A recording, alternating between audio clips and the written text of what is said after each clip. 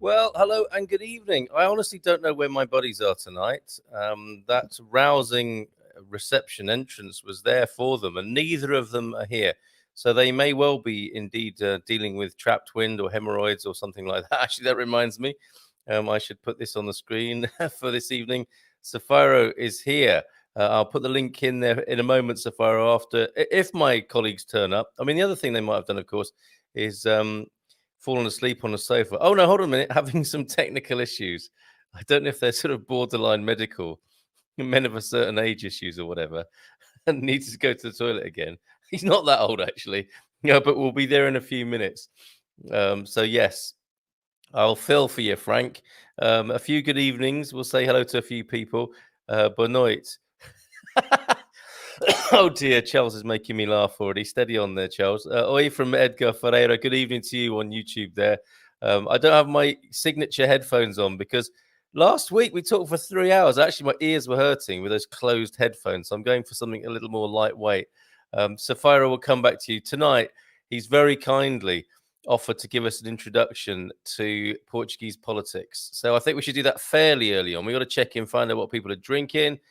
Find out what sort of week people have had in Portugal, or what sort of week you've had, guys who aren't in Portugal yet, but what preparations you've made this week for being in Portugal.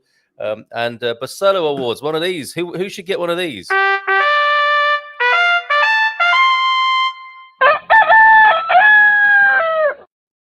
Yeah, Barcelo Award. That would be, like alpha male, the cock a hoop person of the week at the top of the pecking order, or indeed a nomination for those who you feel are bottom feeders. And these actually alternately could be top or bottom, depending on how you feel politically. I'm sure we won't be able to we won't be able to deal. We won't be able to avoid American politics tonight. But look, Barcelo nominees possibly tonight. Giuliani with his leaky hair dye. I mean, did you see that? Honestly, it was quite something. What is it with these sort of big male leaders and their hair, for heaven's sakes? They're ridiculous. And he had his hair dyed, dripping down his face at one point during the press conference. But you might like him because he's there standing for justice in the voting in America. So we'll see if you nominate Giuliani and which way that goes. Obama, of course, has released his autobiography, has he not? Some may think he's the most incredible person with his Nobel Peace Prize and with the contrast with the current incumbent. But then again, some might think like calm, charming drone killer. What the hell was he given a Nobel Peace Prize for? There's the man who painted his house. I'll find you a picture of this. There's a guy who painted his house multicolored after a holiday in Portugal. He sent his wife away for a few days and then painted the house up, inspired by Albufeira, I think. And I'm not sure how she responded when she got back, but we'll check that out. I think he's a complete alpha male, that guy, especially being inspired by Portugal as he was. I actually need to make sure Gary is all right tonight. Oh, can I have a link? You can, Gary. So, Gary, I sent it to WhatsApp.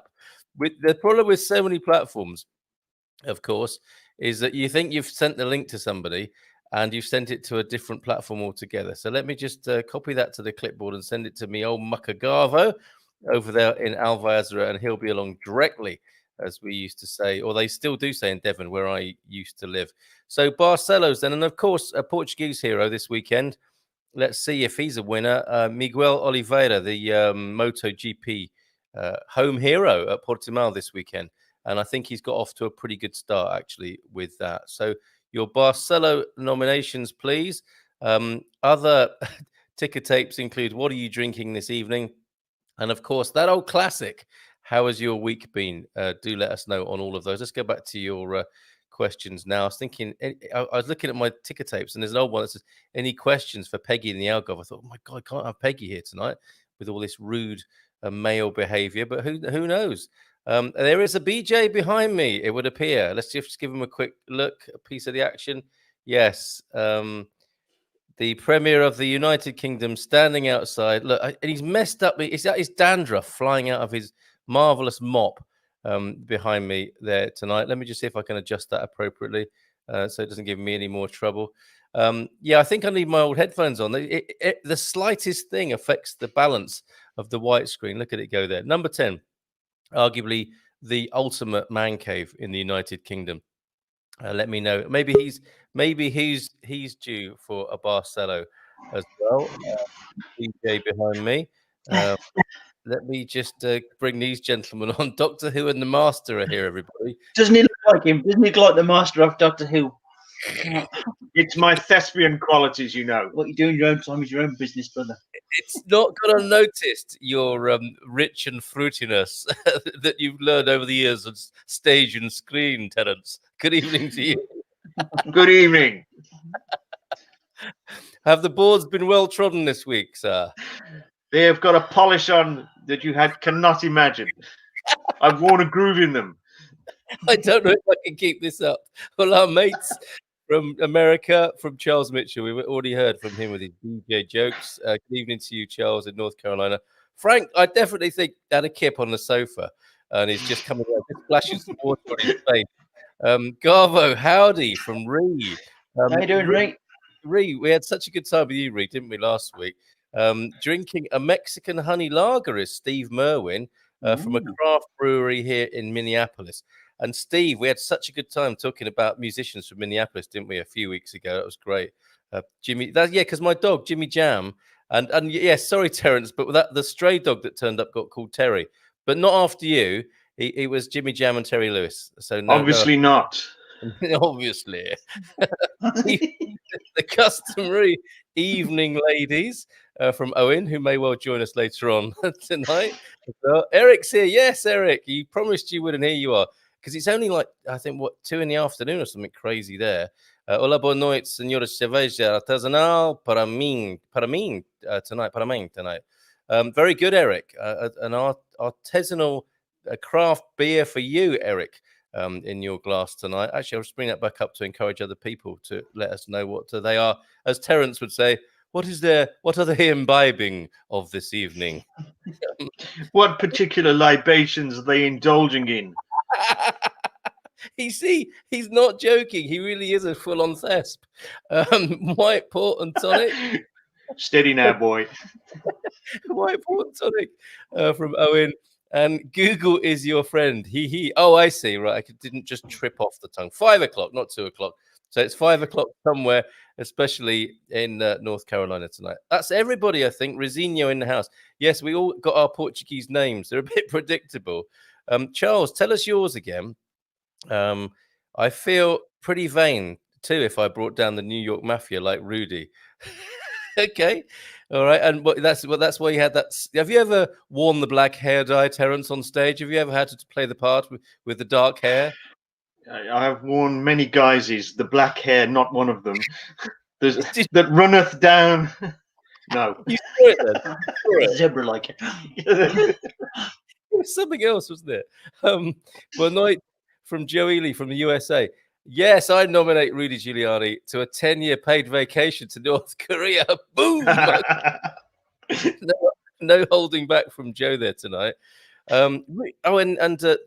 Portuguese names, Carlito Machado, which sounds proper gangster as well, doesn't it? From Charles Mitchell. That's the literal translation. Carlito Machado. Carlito. And another one from Steve. I vote for Giuliani and his dripping shoe polish as this week's feeder. I'm with you. I concur, Joe. Not much love for Rudy tonight. Charles may stand up for him. I think he already has, isn't he? And I don't know if that was standing up or not. My family name is Machado. Oh, I see. Of course. That's not a translation of Mitchell. Of course it isn't. Hey, Charles, I saw your namesake mentioned. He was the president of Citibank in the 1929 crash, wasn't he, Charles Mitchell? Another Charles Mitchell, your namesake. Saw a shocking documentary about the 1929 crash a few days ago. Last night, in fact. It was quite something, quite chilling. And history does repeat itself, I think.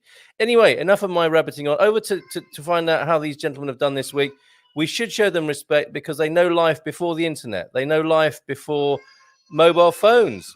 They know life before continental quilts and duvets. They know life before olive oil and balsamic vinegar. How on earth have they survived, you might ask, with all of those disadvantages in early life? May I give you Doctor Who and the Master? How are you, gentlemen? Howdy dowdy. How do you survive? You adapt. Each day is an adventure, isn't it? You learn something new every day. Do something dangerous and that scares you. That's my motto. We were actually reminiscing about the tin bath in front of the fire. Yes. When we were 5 years old. Yes. And that, like, not many people are really going to be able to like kind of register on that. We're ancient now. We're dinosaurs. And we used to have frost on the inside. On the inside on of the the inside windows. of the windows. Yeah. You know, that's unheard of now, isn't it? Really. So You it's truly can frightening. call other people snowflakes, can't you? You really can call other snowflakes. So for I was thinking about that's why I mentioned all that stuff, because I was lying under a duvet because part of my week has been really adapting to the afternoon nap. It's part of my new life there in Portugal. But I was under That's a duvet. great. Yeah, I was under a duvet thinking to myself, this used to be sheets and blankets. There was a time when beds in England were made of sheets and blankets, and the continental quilt hadn't been invented. It was so continental. It was deeply continental, wasn't it? When we still called it the continent as well. Yeah, we called it the continent. So you had a tin bath at your place. Should we say hello to Frank before we talk about your tin bath? Yes. Evening, Hi, Frank. How you doing? Yeah, we're doing fine, thank you. How are you? Not bad. Have we done the drinking bit? I'm sorry, guys. I had some technical problems. Because thanks for coming, Frank. No. I really. Frank's had a drinking problem for some time. I would have been 15, 20 minutes early today if it wasn't for my stupid laptop, and now I'm borrowing the wife's laptop. Okay then. It's an improvement, possibly. It is. Let's so we've got to come back to the tin bath in front of the fire with ice on the inside. We have to. Seriously, I mean, it's such a picture you paint. A few more. Helen, Rudy Giuliani did save New York City back in the day. To be fair to him, we're not sure if he's a bottom feeder or an alpha male tonight. And Charles Mitchell saying yes on the side of Rudy. Hola, bon night from Australia. Well done, Andrew. 9 a.m. Saturday morning. Here G'day. with my man. Yeah, g'day, mates. G'day to you, Andrew. G'day. 9 in the morning. Are you drinking some booze with us? Of course you are. If you're living up to the stereotype, of course, you've just put a couple of shrimps on the barbie and you've opened up a coldie. We deal in those broad brush stereotypes here on the Expat Man Cave, but only in good taste. A stupid question, Charles. Are you related to the Machados of Rio? From Eugene McCrossan, who also says, I stand with Neil. Well, you'll have to crouch a bit in the cellar, to be fair. You can't stand up completely straight in the cellar next to Neil, because there's a low ceiling in there where Frank keeps all his friends. All his conquest. His trophies, his human trophies. FD, says Owen. Look at this. You got another name. Frank the Hat is now given way to Frank the Tank for some reason. And a room full of handsome guys. Oh, honestly, what do you like? But we'll take that. Frank, you're killing me with all that wonderful food you keep. Yes, we need to talk about you and your food after we've talked about tin baths in front of the fire. Did you guys and the whole family share the same hot water? Yeah. Well, he reckons that he was third in the bar. I was the last one, so I got the rough deal. I got the scummy end. Cold and not very nice. Was it like used water? So, like, let's say the first sibling uses the water, and the second one goes in the same one, the third one goes in the same one. Is it that kind of deal? Oh, they've frozen up. They're laughing so hard there with these old mememories that they've just me and Munson now. Sorry, we lost you there. We lost you for a bit there. I think Frank's question. There were other ways of saying I don't want to answer that, right? No, you just turned into a Dalek and then disappeared. Oh, the masters at work, obviously. Owen wants to be let in as well now. I mean, we need to come on, Owen. Come on in. No, but hold on a minute, because you are avoiding a question there. If it was Terence, you were in before Gary. So there is an obvious question. Yes, I think I was. Yeah. I think Did it you- used to probably run with the dog went in first because he was really mucky, and then no, it was probably me, and then Gaz. No, because there was 3 of us, wasn't there? There was Laurie. She would go and, she's the eldest. So Did she go in? I don't know. I can't remember. I think I don't remember that. I thought everybody went in. And I just got. Yeah. And I got this. The lukewarm dregs at the end. The crusty water. The crust. But Terence, did you or didn't you? Is the big question that everyone's thinking but not daring to say. Oh, he's frozen again answering that question. You couldn't make it up. You could not make it up. Did you hear my question that time? We did, but we lost. I don't know whether it's our end or your end or what. I don't know. I don't know. I can do that as well. Ask me a question. Ask me a really embarrassing question now. What sort of a childhood did you have? Anything No, like that's not an embarrassing question. It is. That's easy. He's pretending. There you go. I can do a good answer phone as well. Yeah, that was an awesome switch up. That's where "Don't throw the baby out with the bath" came from. The youngest was last in the tub, and the tub was so dirty. Make sure you don't lose the last child. Gary, that's you. And we should have a little helpline. Counselling is available for anybody who had to go through that. In fact, I think we do need counselling. You reckon? With the type of people we are, I think obviously bathtub counselling. Yeah. Where we regress and we sit in a bathtub. An old tin bathtub by the fire, and we're forced to face all our problems at that age. Pass the soap, will you? Yeah. Where's the soap? Oh, dear. Right. I think that's quite a rich business idea. If I was on the Dragon's Den panel, I would certainly put some money into that. Okay. I love Carl. Is that because of my blood pressure going to red? So we're messing with the signal again. It's not exactly right. Oh, Let me see, man. There's some galactic interference. Yes, master. Okay, let's bring the gentleman onto the screen now. Joel, we hear of his real name this week. I think he trusts us enough to get in the tin bath with us. The virtual tin bath that is the Expat Man Cave. I'm the champion.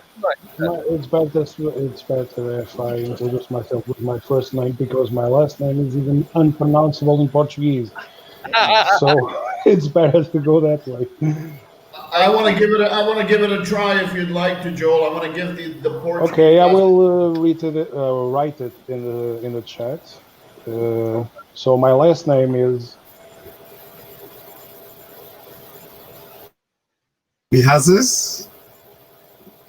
is untranslatable and unpronounced by other languages. So basically, even the Portuguese have difficulties saying my last name, which is funny as hell. Miazes? Milhazes. Yeah. Okay, I thought we were going to have a competition there. See, we could all say it and you can see it. Okay, not so bad. What does it mean? It doesn't have any meaning. From what I gathered from my father's side of history, from my father's side of genealogical family tree side, on my father's side, this is a village. This is the name of a village that exists in the northern part of Portugal, in a city called Barcelos. There is a village also called Milhazes, and from what I could gather, I'm not sure if it's true or not, it was named after, the land was named after a battle that happened against the French, against the Napoleon troops when they tried to invade Portugal. One of the 3 times they tried and failed, just like the good French are able to do it. I don't know if we're able to offend any French people tonight, but we'll do our best. Owen, since we are talking politics, I will be offending a lot of people, so I'm not. I don't care really much, because it's my own personal opinion, and just like the last time I participated, I was with you guys. I said it's my own opinion. Everybody is welcome to disagree with what I have to say.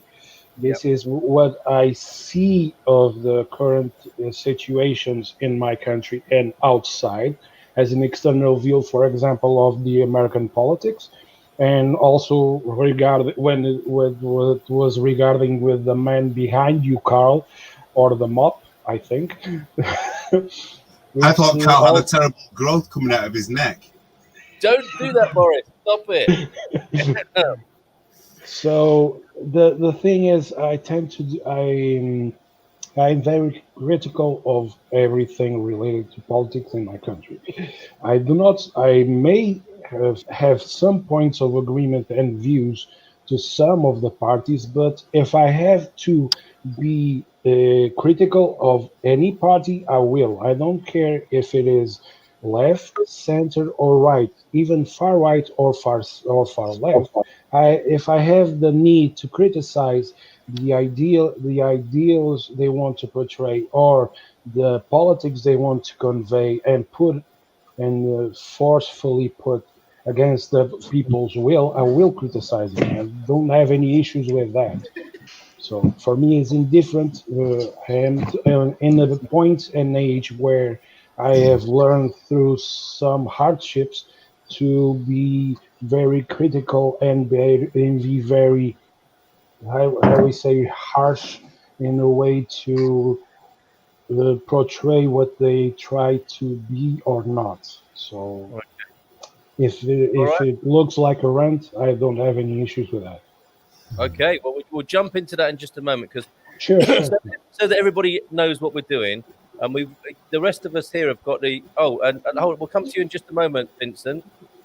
What is that about, Vincent Languili? Anyway, what we realised is the rest of us here have got a political age in Portugal of about 5, maybe 10, possibly for some of us who've been here a bit longer, and you're going to help us mature politically with any luck tonight, and we might be able to take the segment out of the show and share it with other people, but maybe not. But we'll see. Considering that I think that the people or the guys running this country don't be much older than 2, so I think we are okay with that. We're even older than them. It started already. Okay, let's just conclude then on how everybody's week has been, because we have 2 new gentlemen on screen. I think you've had quite an interesting week, haven't you, Owen? Good evening to you with your prince-like name on the screen. Thank you. The name change just down there. As I was talking. Are you the man formerly known as Owen Lloyd Martin? I am the man formerly known as Owen Lloyd Martin. I am now full colon, Owen full colon Martin. That is my new name, as I have now made myself a person living on the land rather than a person dead at sea. I will talk to you about that another day, Carl, because I think there's a separate show involved there. Because I'd rather the people the community that I have joined that's enabled me to do my live life claim that it's called. I'd rather them explain it fully, because I think it's something that everybody should look into. As you replied to my message today, as you called me sovereign. Yeah. So I on paper I am now sovereign. So as well as having my birth certificate, which is the fictional, I now use I have a sea pass. Oh my word! Okay, that's interesting stuff. Very interesting. I do have a sea pass here somewhere. I will find it and show it you later on. It's all fully done and fully numbered up and registered and everything else. So yeah, well that's a different show. And I've ended up. I'm coming to the end of 2 years or a year. Of being sofa surfing, really. My marriage broke down when I arrived in Portugal. To now finding out that a divorce settlement is incoming. So I'll now be able to finally find a place of my own and actually start afresh. Well, as is customary, if this is a virtual local and you've just come to a divorce settlement, we should, of course, raise our glasses to you. Congratulations, sir. It's what you want. I'm happy. I'm very happy. Excellent stuff. It wasn't. I must just say this is just as a point of fact. From the last 8 months, in fact, from the last 2 years that I have been through, that you do know about, Carl, I think it rather than it being the money, it's the separation. The final separation is the big thing to me. It's not about the money. It really is. Mentally, I've been through hell, and have this COVID nonsense around me as well. Hasn't helped. But this has been. I've got rid of the weather girls off my shoulder. Yeah. Maybe so. You know, I've had that weight lifted. I really have, and I just feel so much more free. And as you said, I feel even more sovereign now, that I'm not attached to anybody in any sort of legal sort of way. Cheers, so Eric. Thank you. Congratulations from you, Eric. Yeah, so you're kind of, it's a sense of completion for you, which is always a good feeling, isn't it? Absolutely. All right. Well, great to have you here. Vinny Languiuli. Sorry, I don't understand that reference, Eugene. How are you tonight in Ireland? Hey, fuckers!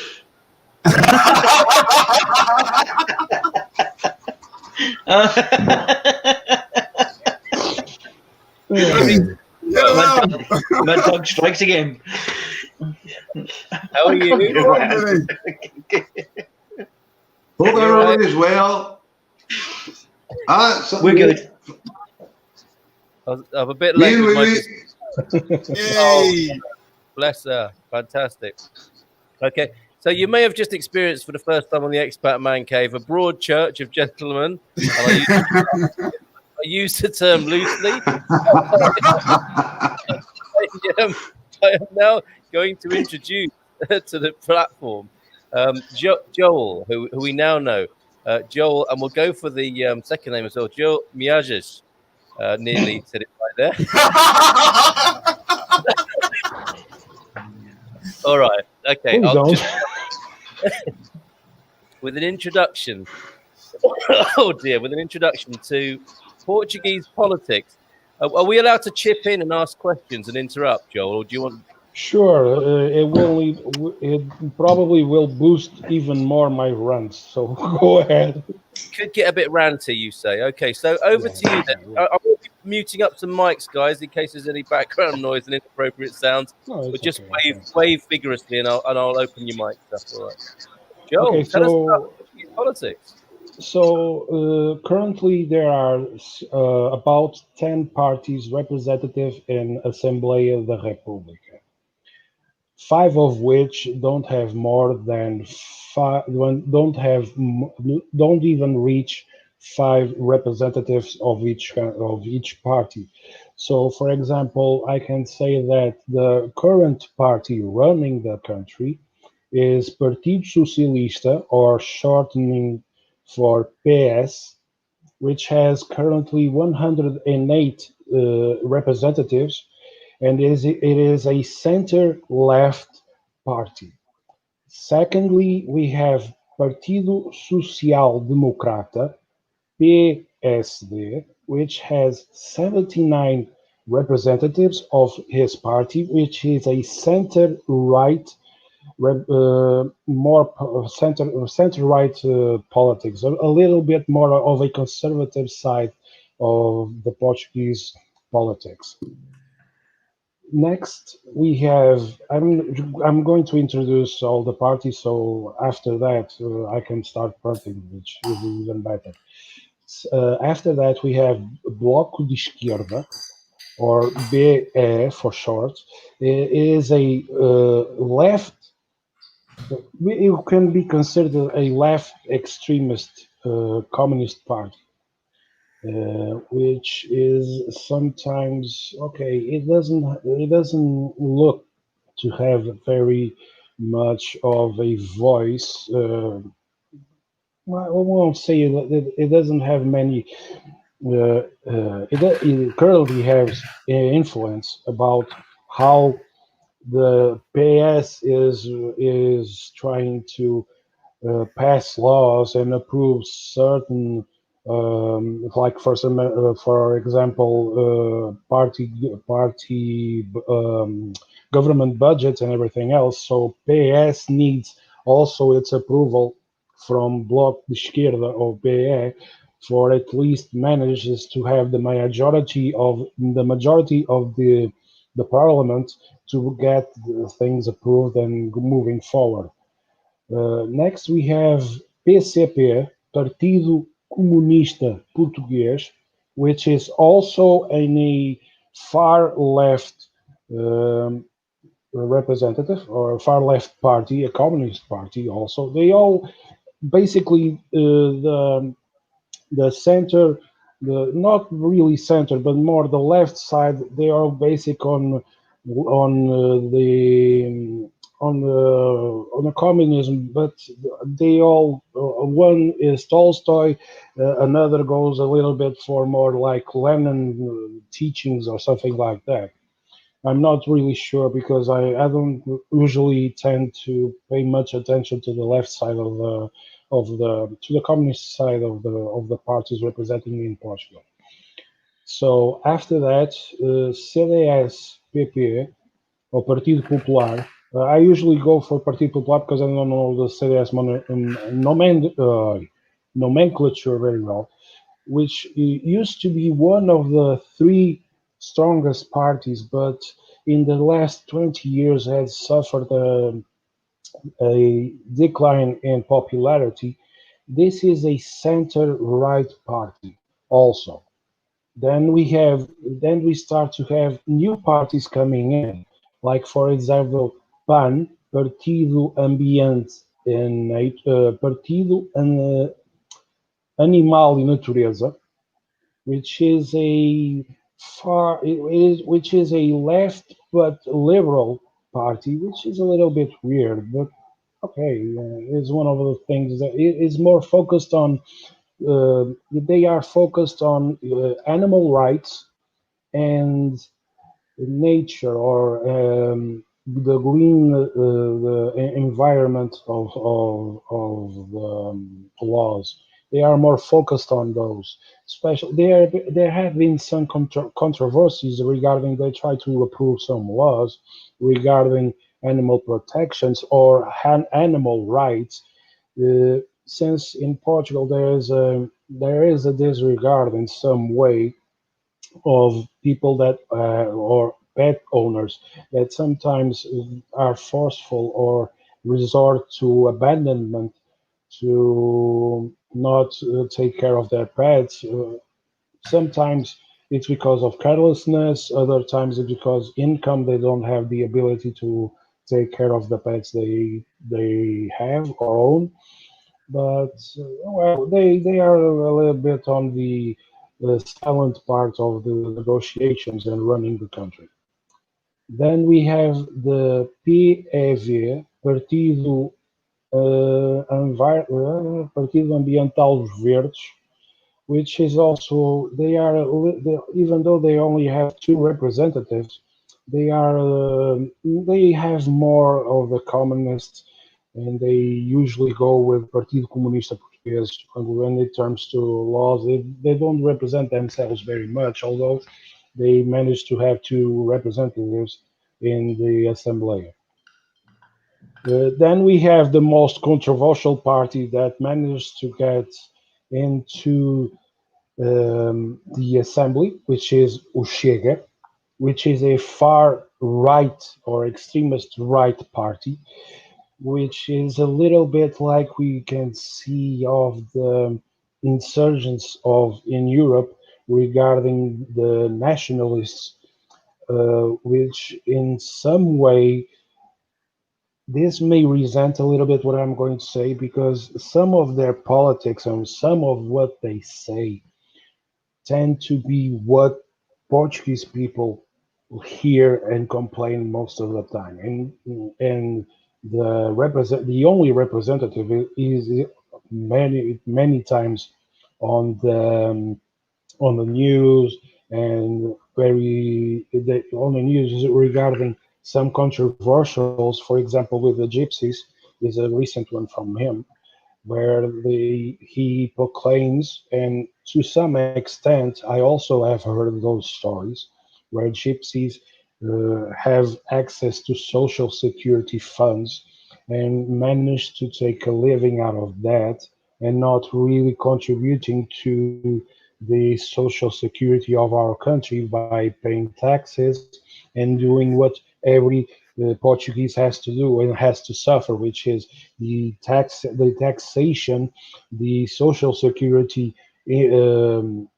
how we say constriction of our income. For example, I can roughly say that in 2019, a married couple with one children has to contribute with at least 30 to 40% of its income to the state, whether it is social security, whether it is with taxes, with RRS or IRC. But although IRC is a more of a taxation regarding the companies, IRS, which is the taxation we all pay. IVA is paid by everyone. Just to make clear, IVA is a taxation, is a tax that everyone pays when you buy a product. So IVA is mandatory in there. So what I'm referring is the annual tax that we pay, which I believe every country has some sort of a system just like this, where the income annually has been whether you receive from the state or you pay tax to the state. Now, going back to the parties, we also have another newcomer to the parliament, which is Iniciativa Liberal. And this is I would say a center left, but I don't have any clues or a particular idea what they are based on. But I think they are more left, not communists, but they are inclined more to the left. And the last one representative is Os Livres, just Livres. The nomenclature is just an L, just like this, which is representative currently. It is represented by a foreigner, an Angolana, which doesn't have, to my knowledge, a Portuguese nationality, but she is in parliament, and she also has a little bit of controversy, but that is under the rug at this moment. The usual issues I have with any government is there are policies that supposedly or spendings that supposedly should help the Portuguese people usually don't work that way. And if anyone has any question to ask about in each of these countries or anything else, please ask, because I will run out of this a little bit short before I even run, because some issues I disagree. For example, the how I put it in English, the megalithic constructions they usually tend to make have they have inclusive. They are starting to speak about implementing the TGV, the French train system, to connect the city center of the city capital, Lisbon, to Madrid, I think, or Barcelona, with high-speed train. But although it is necessary, I do believe the resources and the spending is a little. I think it is a little too much. Is one of those steps that our government tends to make that doesn't consider very well the repercussions. Also, the attempt to build a new airport in Lisbon, which doesn't make any sense at all, because if you have two main hubs to be used, which is one here up north and the one in Lisbon, doesn't make any sense at all to build just another airport just for the solely purpose of implementing TAP there. So this is just a little bit of my rant for now. No, that's perfect. That's a really good introduction, and that's very interesting about the L Party, the Liberal Party, and they're not a Portuguese national. That gives us hope Yes, she was, I believe, I may be mistaken about this. She was part of this member, but then she became a private. Well, how I say, she became a liberal, not in the sense of the party. She became a independent representative of that party. She's not anymore attached to that party, but the party is still representative in the assembly with that representative, All right, which is perfect. a So, little bit confused, but that is very typical of the Portuguese.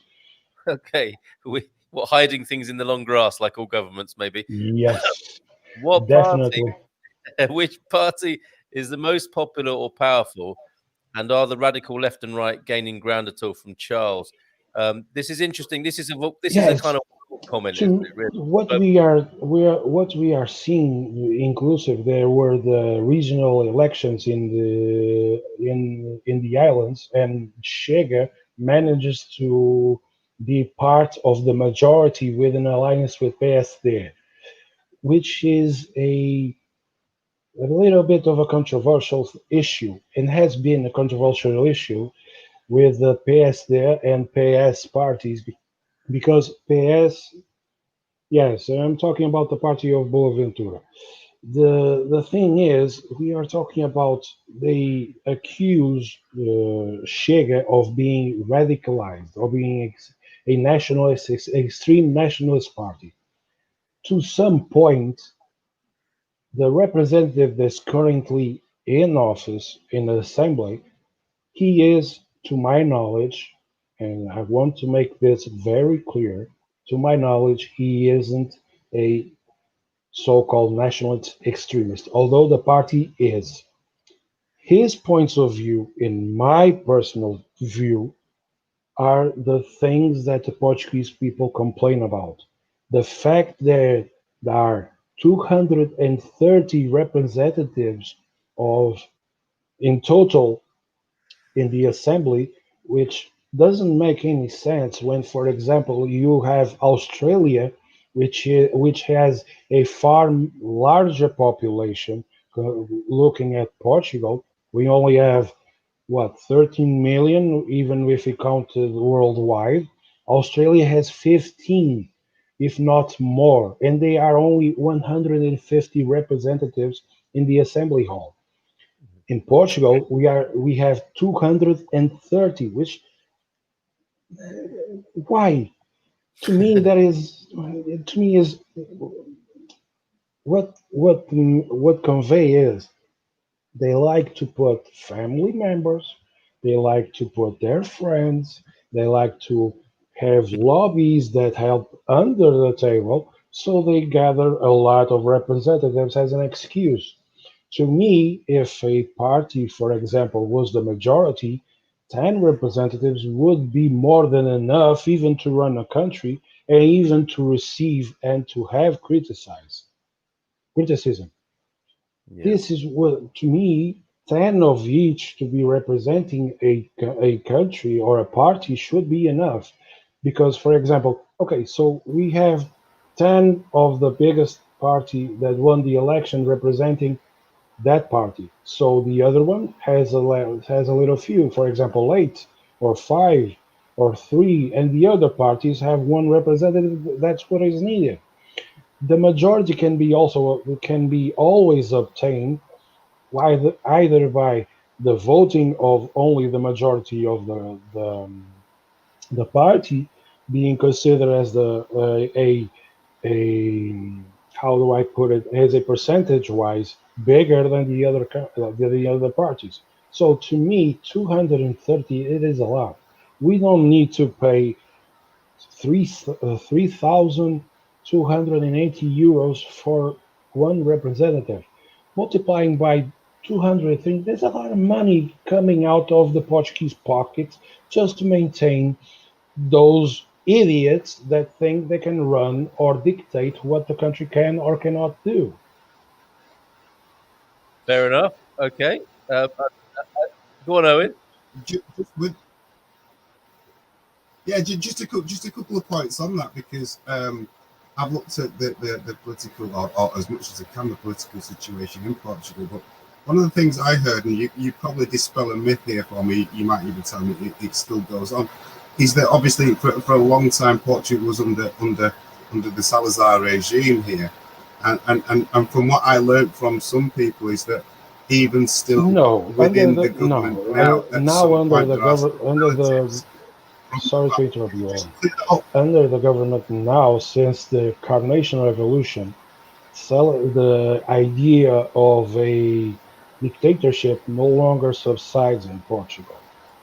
That is a thing to be clear. Right. Although the Portuguese Republic says that the father of democracy in Portugal was a man that was called Mário Soares. And if we look at Mário Soares' history, and this will be a controversy from my part, if we look to the Mário Soares' history, yes, he was a fighter for the freedoms of the people. I do understand that part.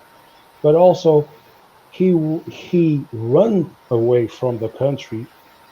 He went to France and he tried to run things from there. While, for example, the original guy that made the Partido Comunista Português also always remained in Portugal. He always was under arrest. He manages not to get killed because that happened a lot in the dictatorship and the censorship there was, because the government has all dictatorship has to control everything, the media, and essentially newspapers and TV, or how to run everything. But nonetheless, to consider a man that was a coward in some ways to run to a different country, I too also understand a little bit that he was trying to do his fight on the other side with a little bit more of freedom. Nonetheless, I do not consider him a father of democracy. Portugal had his republic in if I'm not mistaken, 1813 or 1871, something like that, before before this dictatorship of Salazar took place. Which is then, if you look at that, I'm talking about Mário Soares. They call here PS Partido Socialista likes to call Mário Soares o pai da democracia. To me, he isn't. To me, he never should be received that title, because we have other men like Salgueiro Maia, which was one of the captains of Abril, which was one of the captains that participated in the Carnation Revolution. To me, he was the one, even though he was a soldier, he was a military person, he was one that contributed for the freedom of choices that we now have, not a man that is living in France. Yeah. Understand that fully. Fair enough. Okay, let's backtrack a little bit. People are asking where Vincent's gone. I think he's gone to get another bottle from Frank's cellar.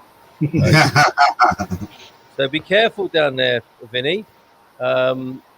This question about what party is the most popular or powerful, I think you've addressed that. But the radical left and right, the one that the Partido Socialista, PS, which is the Mário Soares party, he was the one that founded that party.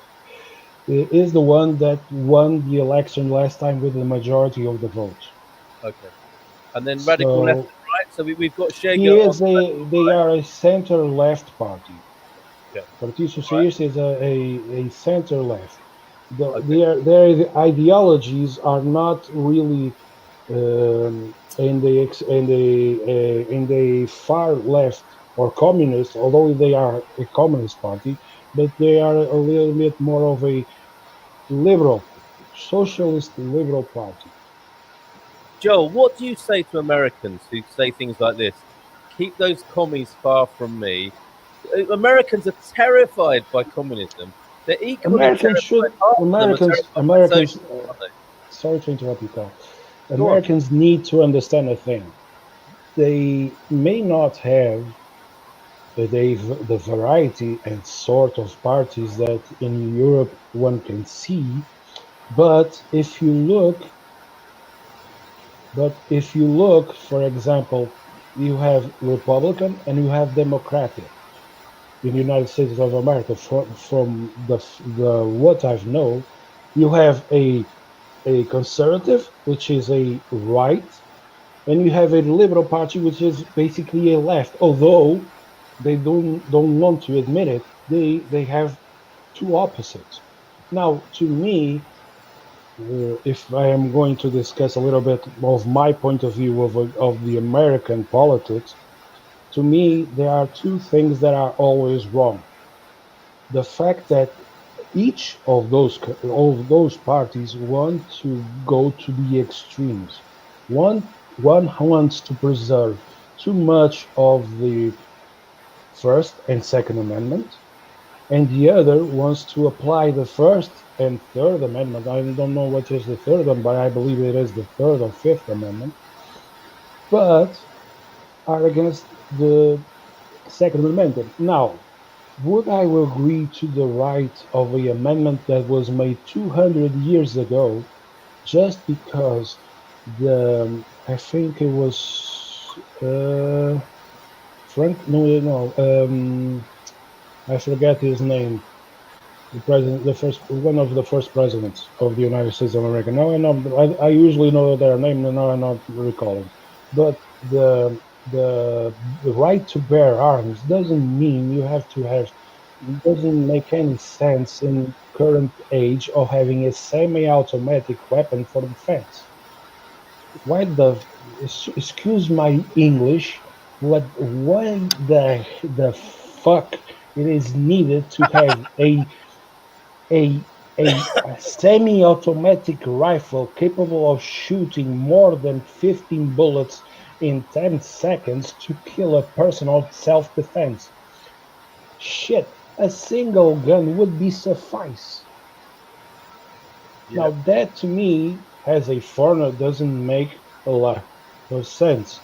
It is understandable that when the amendments were first made during the construction and the building of the American country, I do understand that people need a rifle.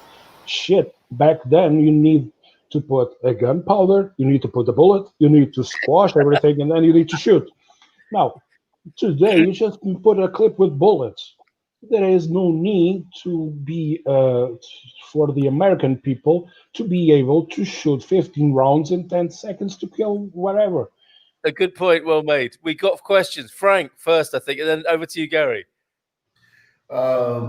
Joel, I think what we are talking about over here, as far as politics in this country, based on what I've seen, is it's not, the idea of when Carl was just talking about commies or communists, the idea. Who is this Joker? Oh, it's in. All right. So the idea of communism, the way it's viewed in the United States, the model that is used in Cuba, is obviously not here.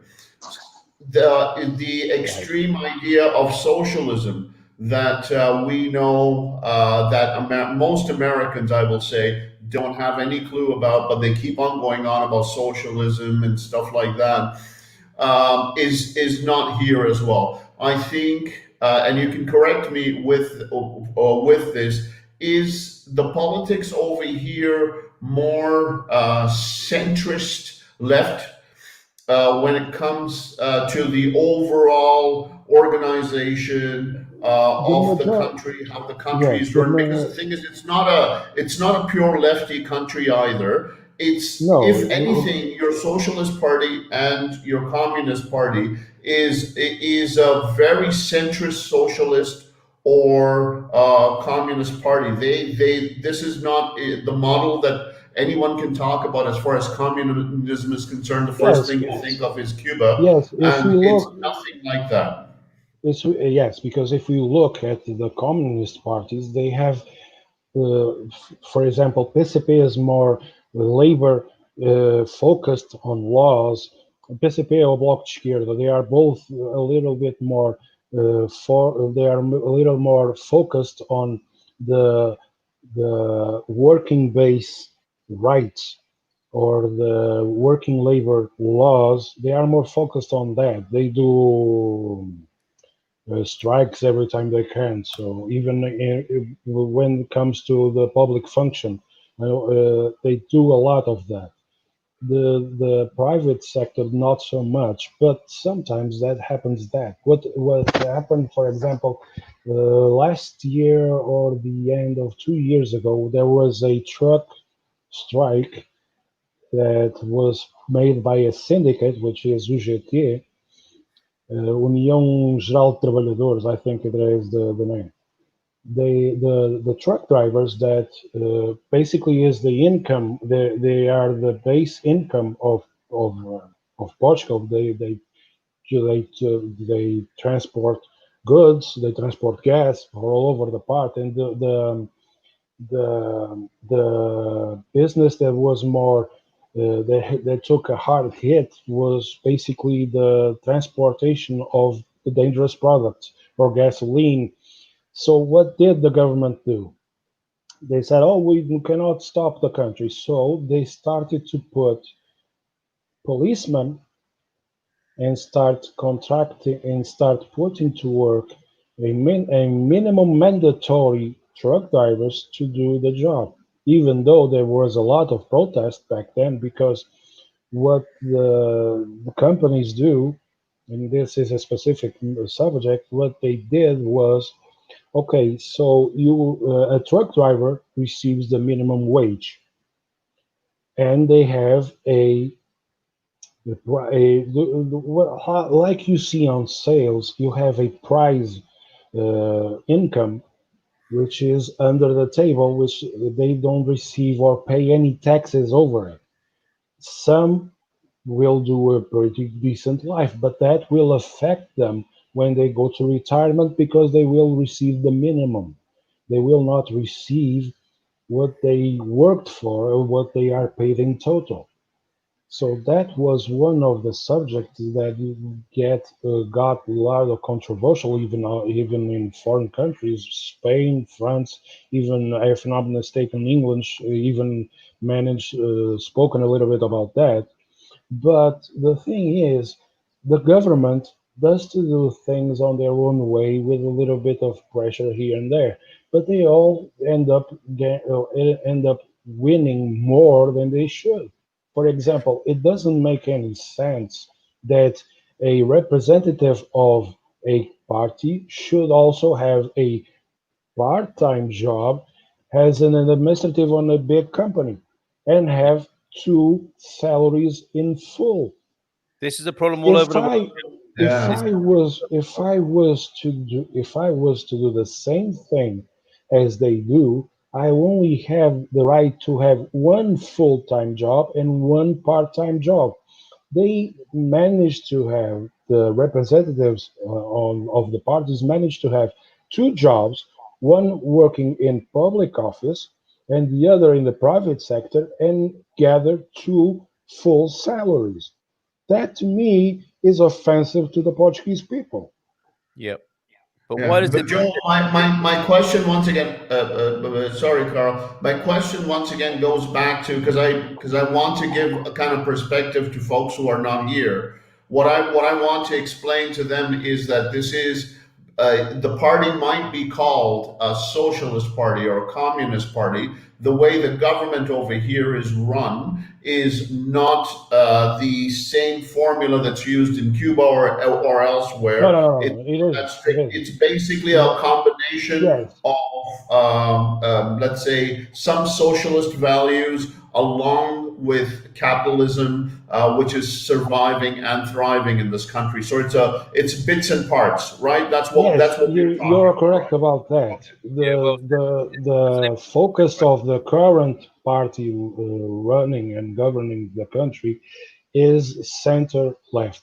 Well, that is their party their party status, but they are usually center focused. Most of the parties are center focused, except the left parties. Usually, they are more not so conservative; they are more liberal.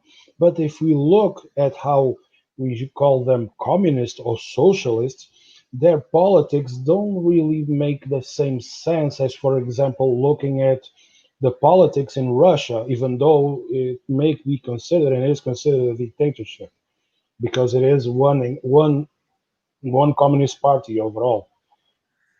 Now in Portugal, excuse me. Now in Portugal, there are center left, there are far left, there are center right, and they are far right. Now, does that mean they all obey by that same?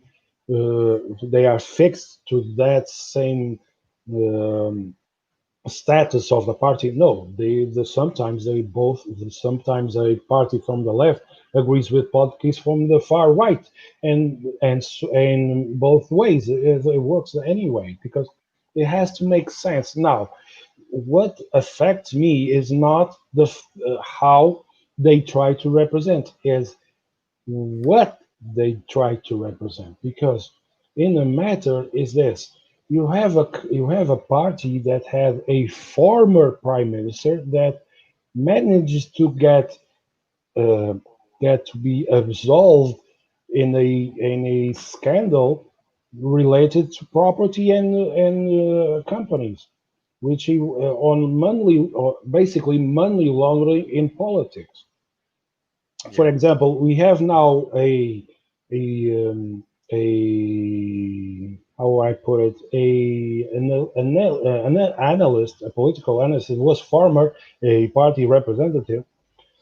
Had he worked at the Ministry of Defense, which the submarines that Portugal has, but submarines that we bought from Germany, the Ministry of the Ministério Interno, or the Ministry of Defense, said they lost the papers.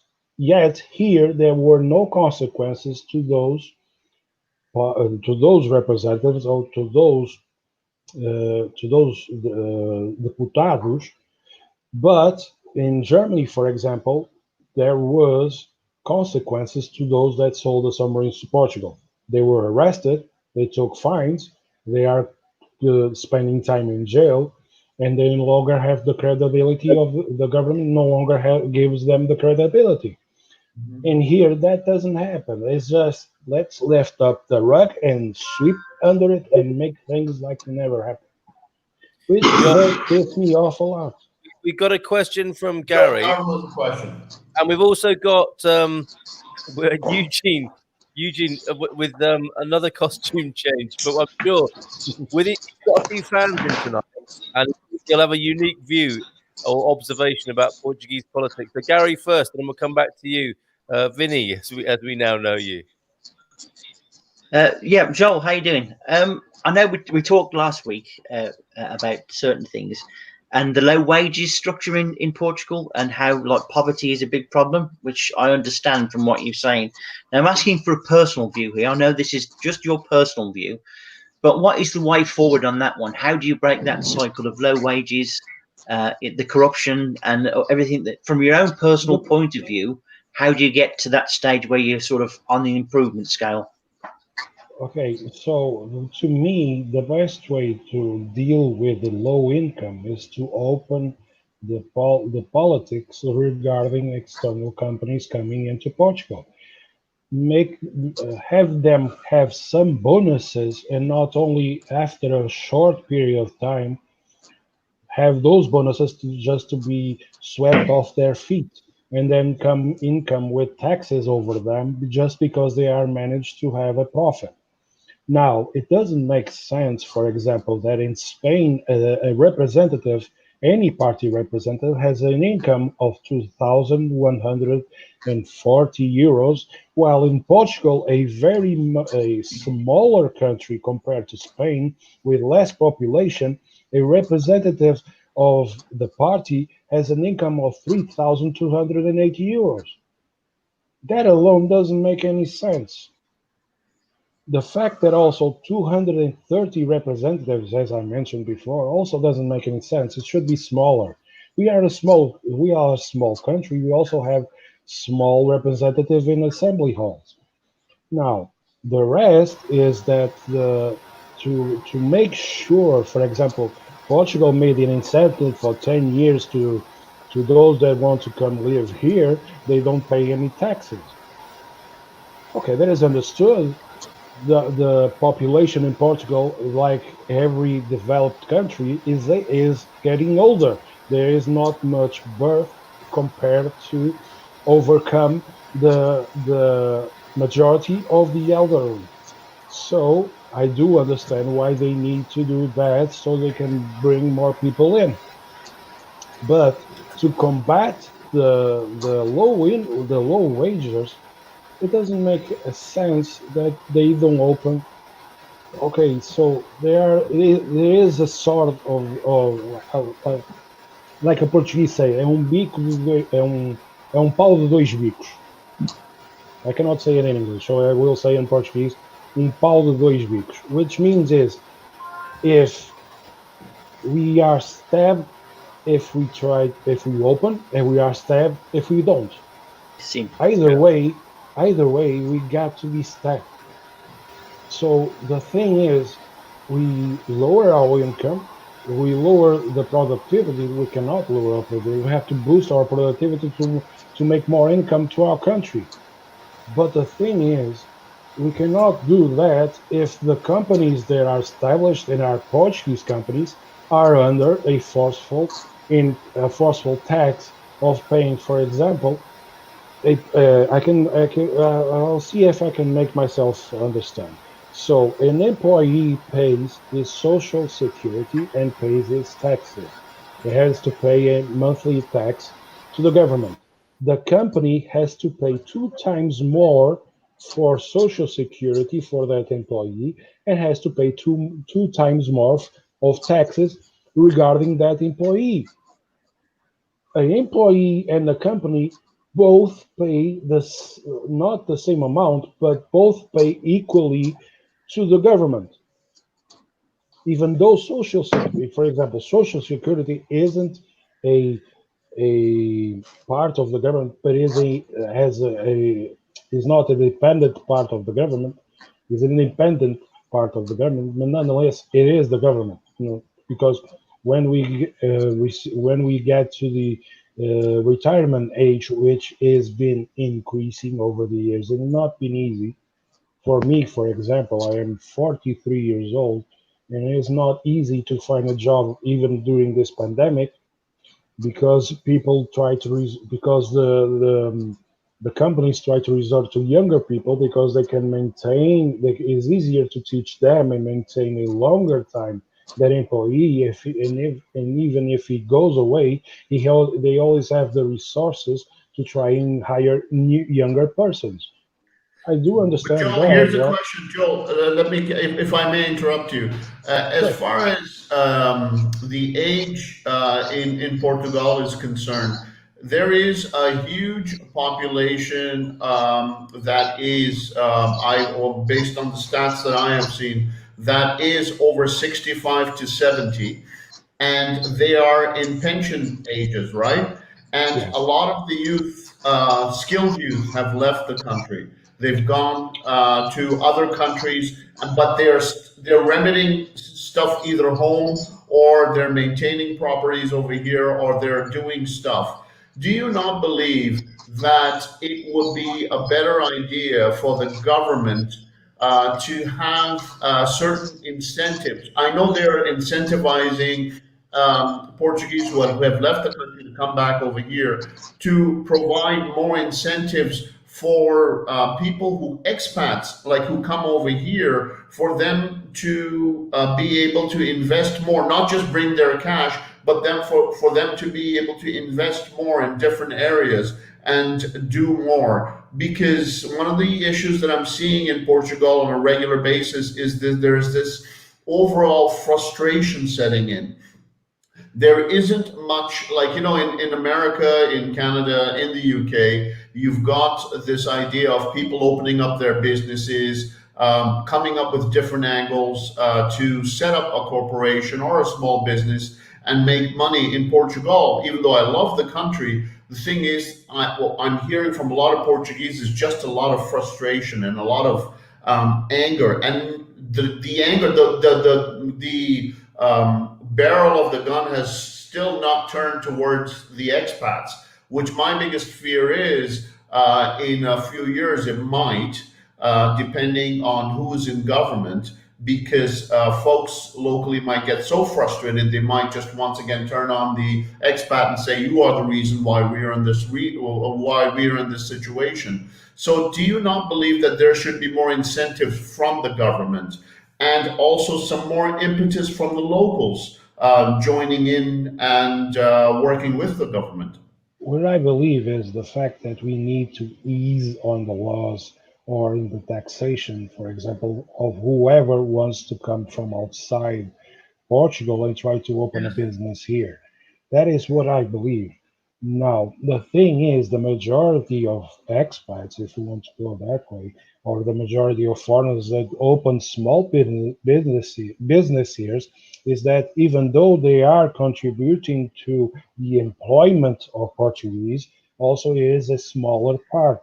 Now, nonetheless, the idea of the government so far, and this is not defending them because I do believe that if we have to subside, we cannot rely, for example, in tourism forever, because we'll end up like, for example, Venice or any other, or Athens or any other tourist place. We will be overcrowded with things, and we are already becoming that.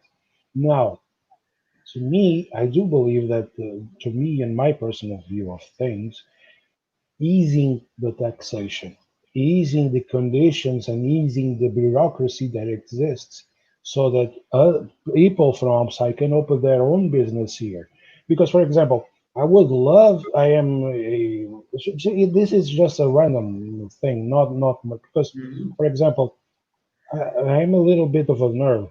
I like science fiction. I like Star Trek a lot. And I I would didn't love. notice at all. I do enjoy that. I love science fiction, and for that, for example, Really? merchandising should be a thing of a business to make here, because even though, okay, we are only 10 million people, and maybe what, 500, 1,000, 2,000 of that population is interested in having the merchandising, is having interest in, of, for example, model building or everything else. That is one of the ideas of, for example, a business that would have a possible mm, fruition and income to that person that tries to open a business of that resort, because we don't have that. The ones that sell, for example, merchandise related to movies, related to model building, related to cosplaying or everything else, is very minute. We have small companies that focus on specific products, and those products, for example, if we go to a Comic Con convention that started to exist in Portugal too, if we go there, the shops, the products that are on sale are very expensive for a relative income of a Portuguese person. Nonetheless, the more shops, maybe more competition, the prices may lower a bit, and maybe that will boost interest more on the Portuguese people on those subjects. But it's like everything else, is a search and demand. If nothing, for example, subsides on that part, so we don't have any issues on that. The master wants to talk.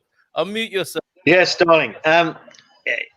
Great to hear from you, Joel. Thank you. Brilliant, really. I know a little bit about what I'm going to talk about now, because we're kind of skirting, the various maladies of Portugal, and what you can do to put things right. I ran a business for 4 years, 5 years here, which was import export Mhm. of food. Um, and if you accept some humble point Sure. of view, I really honestly believe that Portugal is not very good at really supporting entrepreneurs and getting businesses off the ground. I kind of hear what you're saying about the tax situation, Yes. where if you make any money, you're taxed, and you're taxed so the life goes out of you, really. And there is no support. I don't really honestly believe that the Portuguese system is an entrepreneurial system. No, it is And more focused now to I wanted tourism, to ask you. I wanted to essentially. ask you something that's very important to me. How do you feel that the EU has helped Portugal or not? What's your opinion there? My personal opinion is the EU has detrimented a lot in Portugal. Because, for example, if the currency that we used to have, which was escudo, was, for example, if we were to change from euro to escudo, the Portuguese currency would be a little bit stronger. Now, that doesn't mean Now, why do you say that? Why would it be stronger?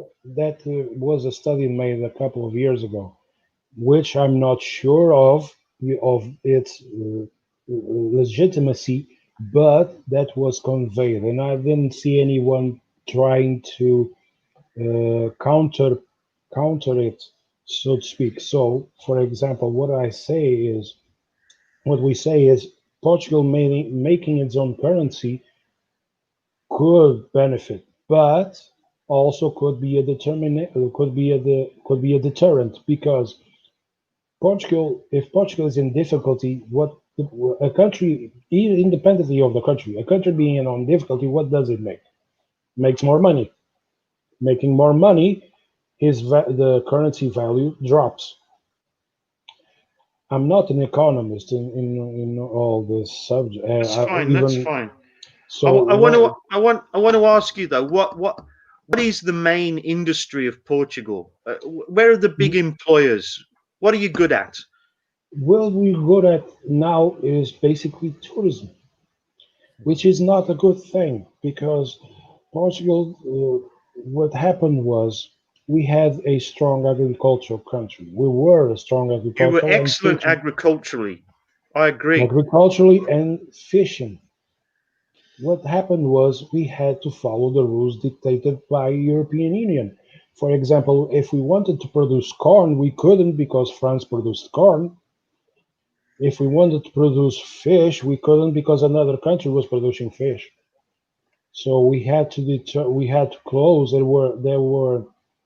What happened was European Union started giving funds to Portugal. So, okay, that farmer has to close his production of wheat. So, okay, here's a fund for you not to produce. So what you're saying is basically that farmers were given grants. Yeah. So, for instance, they don't have to grow corn. They can leave the field empty. For example, I can give you a more specific example. We are the largest producers of cork, but we cannot manufacture the cork that you see on the bottles. We have to export the cork to other countries. We have to export cork to another European country so they can make the corks that go into the bottles. Now, a very small percentage of that is national production. I've had a lot of conversations with Portuguese people, and I am absolutely shocked, and really sad for the Portuguese youth, because really, when you look at the industry of Portugal, yeah, the magnificent agriculture, right, the fisheries, that really over year after year after year, that has drifted away. And there's a reason that it's drifted away, because, okay, you could say lack of investment, but in a way, it was easier to take grants, and it was easier to take Because the European Union provided because to you us. didn't have to Because do we had, anything. back then, we have, England was still part of the EU. So, for example, England has this personal interest in some production. So, okay, Portugal also has this, is a direct competitor to us. So let's grant them funds to them stop making that. I live in a town where the There you go. of the So fishing was the strongest. Much when you stop making things, has some reputation about being a fisherman town. But yeah, what happened, and we have conservas, which was those tin cans with where you see fish or sardines, tuna, and everything else. That was a strong base in manufacturing here in Portugal, in the town where I live, where I'm born. One of my relatives, at least one of them, has worked in the directly, while either being a fisherman or either working in manufacturing. What so happened was, what do you feel? Why did the industry, why did the agriculture, why has it diminished and gone down? to me, it was the entry in the European Union. Okay, it has its advantages, but it's also bring a lot of disadvantages because the simple fact, the grants given to the Portuguese government that then give to farmers, give to fishermen to shorten their production, made that the companies lost profitability and start to close. That is the major problem because you have countries like I said before, I mentioned England as an example, but you have Germany, you have France has major also, besides the manufacturing, also has a major part in farming. That deterred our country because it was the basis of our income here in Portugal, essentially, because because Portugal was based on those first product places. It So, was for example, it was famous. wine is still wine is a thing, but nonetheless, if for example the European Union decides that Portugal is producing too much wine, so they start to giving us funds or grants so that we start making so much wine, they will cut us off also. Yeah, and That then will cut off. and That was and what then happened to Portugal. what happens when you stop producing things and you take grants is you lose the skills in your Yes. workforce, and that just ebbs away year after year, yeah, decade after decade. There is a drain, and what you are left with is you cannot stand on your own 2 feet. You cannot compete because you are used to And, taking and that support also from. contributed, and that contributed also to the desertification of the interior, where there's more agriculture. What happened was, okay, younger people a will or they lose their will to work on the fields because they work on the daily basis for their survival. What happened? Okay, we cannot make enough money to maintain ourselves here, so let's go to the coastal. In the coastal Yeah, areas, okay, we cannot you find got job because we tourism. don't qualification. We cannot find job here, so let's go. So what is happening now? It is the problem is that Portugal is becoming more and more dependent of tourism and shouldn't be. Yeah, That is the issue yeah. Terence, because Terence, the if I thing can jump in, one thing that has been will happening. reach a Go ahead. bottleneck Sorry, point. Frank. Frank, what were you One thing, saying? one thing that has been happening that I have noticed over here is the issue. If you look at it internally, it's entrepreneurism has not been incentivized in this country. So what has happened to a great extent is the folks who want to be entrepreneurs, who want to make money, who want to do well, because the incentives are not over here, they go elsewhere. This is one of the biggest issues that Portugal has been facing. If a person comes from outside, wants to start a business over here, based on what I have seen and what I have read, there is so much red tape to go through. That person kind of almost always gives up based on the accounting, based on everything else. So the government has to look inwards instead of Obviously, when Germany or France, they give you huge loans because they are Europe. When they put in a lot of cash into Europe, they will come with a lot of conditions. They don't want any of their industries to be harmed. So when they give you these kinds of huge handouts, they give you billions of euros to run your country. Exactly. So this all comes with conditions. So that's why they can tell them, listen, you will never grow corn because my corn is going to come from France. So this is what's happening over here. This is the crime, and I grieve for Portugal in this respect. Is that their children go abroad? I haven't mentioned this before, but and really I do believe they are weakened, and year after year, and you know, you see this mass exodus of young people having to travel all around the world, and Portuguese families have to say goodbye to their children because they can't find the work and the standard of living that they desire here. And in many ways, there are exceptions, you know. I think with tourism, it does offer some good employment possibilities, and I'm quite kind of gladdened by their wine industry, and that they're learning to export a lot of products and learning to recognize the kind of rarity in Portuguese wine. But it's going to be a long battle, and I just think that they need a kind of spirit of entrepreneurism that is it's not really available to them as long as they are going to be, I suppose, within the EU, because the EU is in one way keeping Portugal down. Mm-hmm. True. And they've got a lot. They've got, as a country, this is what I find really frustrating. They've got a lot to offer. Yeah. Carl, you wanted to say something? Yeah, I want to bring in some comments from the people who are watching and listening. Not least here, we have a wonderful comment from Eduardo Santos. Boa great discussion, guys. A lot of interesting issues I had no idea about. Andrew Scarborough speaks to that entrepreneurial spirit, which appears to be being crushed here. The government in Australia offers business instant asset tax write-offs of up to 150k and a tax-free earning threshold of 20k. That would encourage entrepreneurialism, would it not? Yeah. It goes on to say, growth relies on exploit of resources, people, or places. A service economy still relies on supply from somewhere good, from somewhere which is outgoing money from one country to another.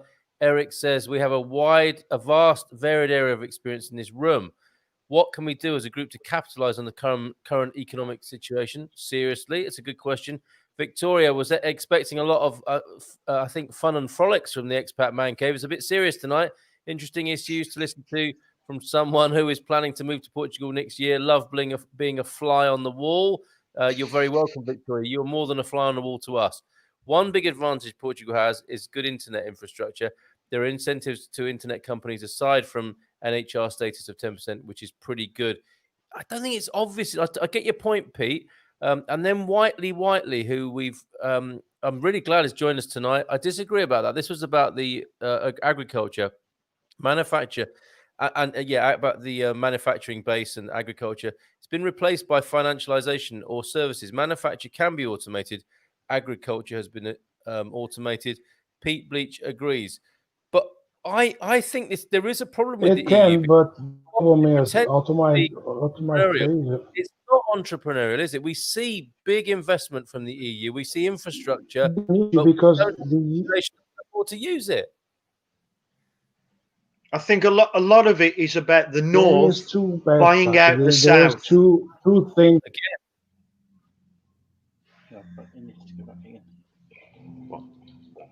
Oh, I was hoping Vinny was going to come in with some biting political insight, but he keeps playing. It's coming.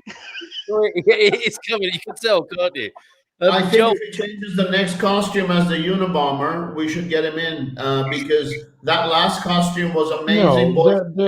Just for a second, just to break the ice a little bit. I don't know if you guys noticed, he was trying to have a smoke through his mask. I have never seen anything like this. If we can bring it back, it'd be hilarious.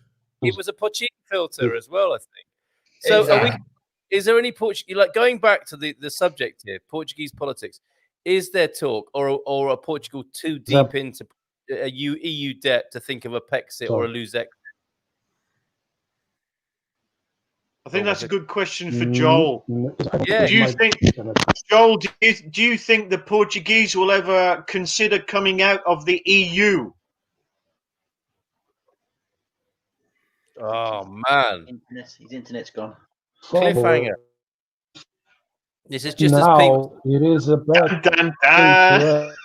What to We answer? don't have. Oh no, this happened last week, didn't it? At a particular Yeah, time. it is.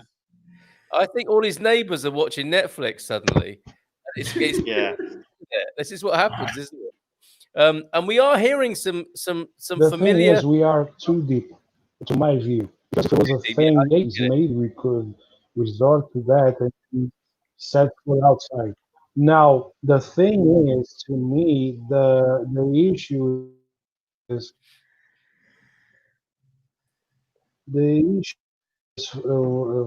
think I lost a little bit because the regarding speak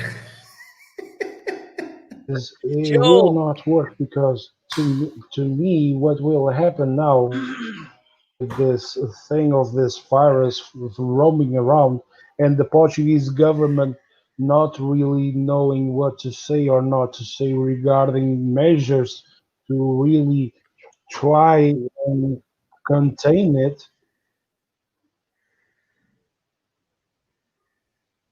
Oh man. Okay, I'll shut up. No, you don't need to shut up. It's just that we're losing you, unfortunately.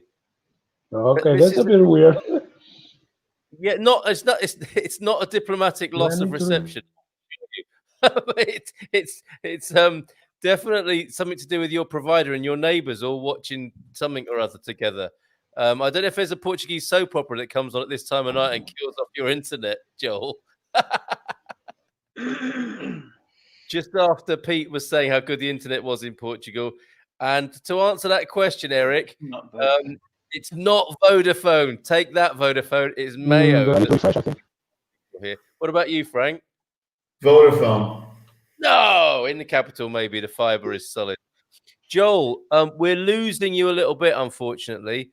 So see, we're probably gonna have to. I think it is, or is my father using the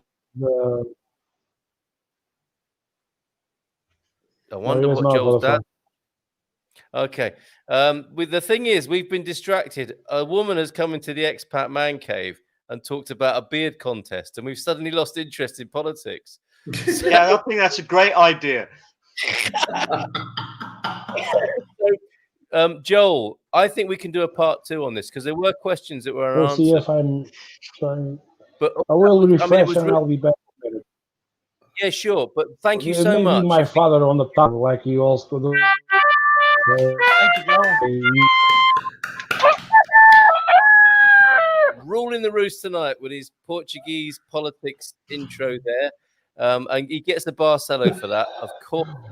Maybe Joel. Oh, no, we're losing him. The problem I have had moving my already successful business here have not been with the government or the EU, but have been with private shipping companies and tariffs on imports. That's interesting. Yeah. Mayo unable to. So yeah, it swings and roundabout. Apples and oranges with all companies. It depends where you are, I think. And Eric, saying sefhyro gets my vote for a Barcelo of the week. Absolutely. Whiteley, can I pick your brain? And Owen, I want to chat to you about solar power. Of course, that's what this is all about. Absolutely, with all the networking. But Victoria, are you going to join us on screen? I need to go for a wee. For a man of my age, it's increasingly difficult to stay sat in the same position without having to go to the lavatory to answer the call of nature. But you're going to miss the beard bit. I am so not going to miss the beard bit. It doesn't start until I get back. But I'm trying to encourage Victoria to come on screen, so to speak. What's happened now? Have we lost? Who have we lost? Oh no. Where's Gabo? I haven't got a beard. I'm not in this one. I got some stubble, but that's about it. I'm going to come in that way. improvise with a Sharpie or something. So, Victoria, I'm gonna excuse myself for a moment. Should I go just having a laugh? No, seriously, we want the beard off. Definitely, we're gonna have a beard off now. Sefhyro should come back for it as well. Carl, you know, like women always go to the toilet together. Yeah, should we all do that? Yeah, I've got to go anyway. My bladder's just fit to burst. Okay, what we'll do now is we'll just leave Frank on the screen to do some of his poetry and show some of his etchings. Poetry. Did somebody mention poetry? Yeah, got to go to the toilet. Bye.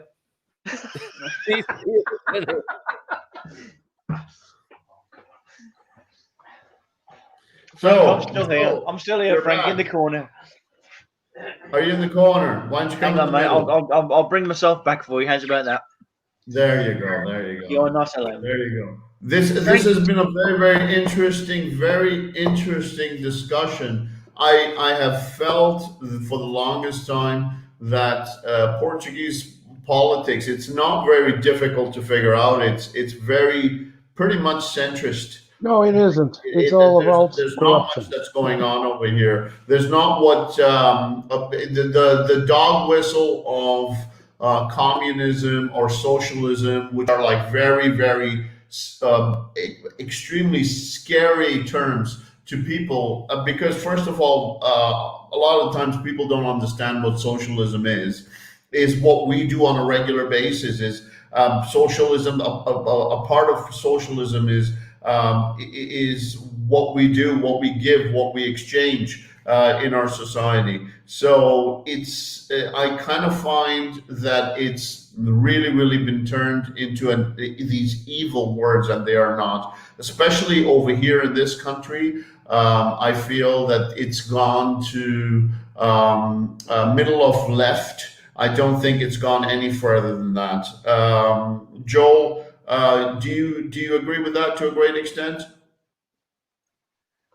Yes, the thing is, things are turning a little bit. For example, the Partido Socialista, the party which is running now the country, is a little bit afraid, even if that makes any sense, of a far right country. Now, the thing is, me personally, due to the conditions and the constant emergency, we are in emergency. The No.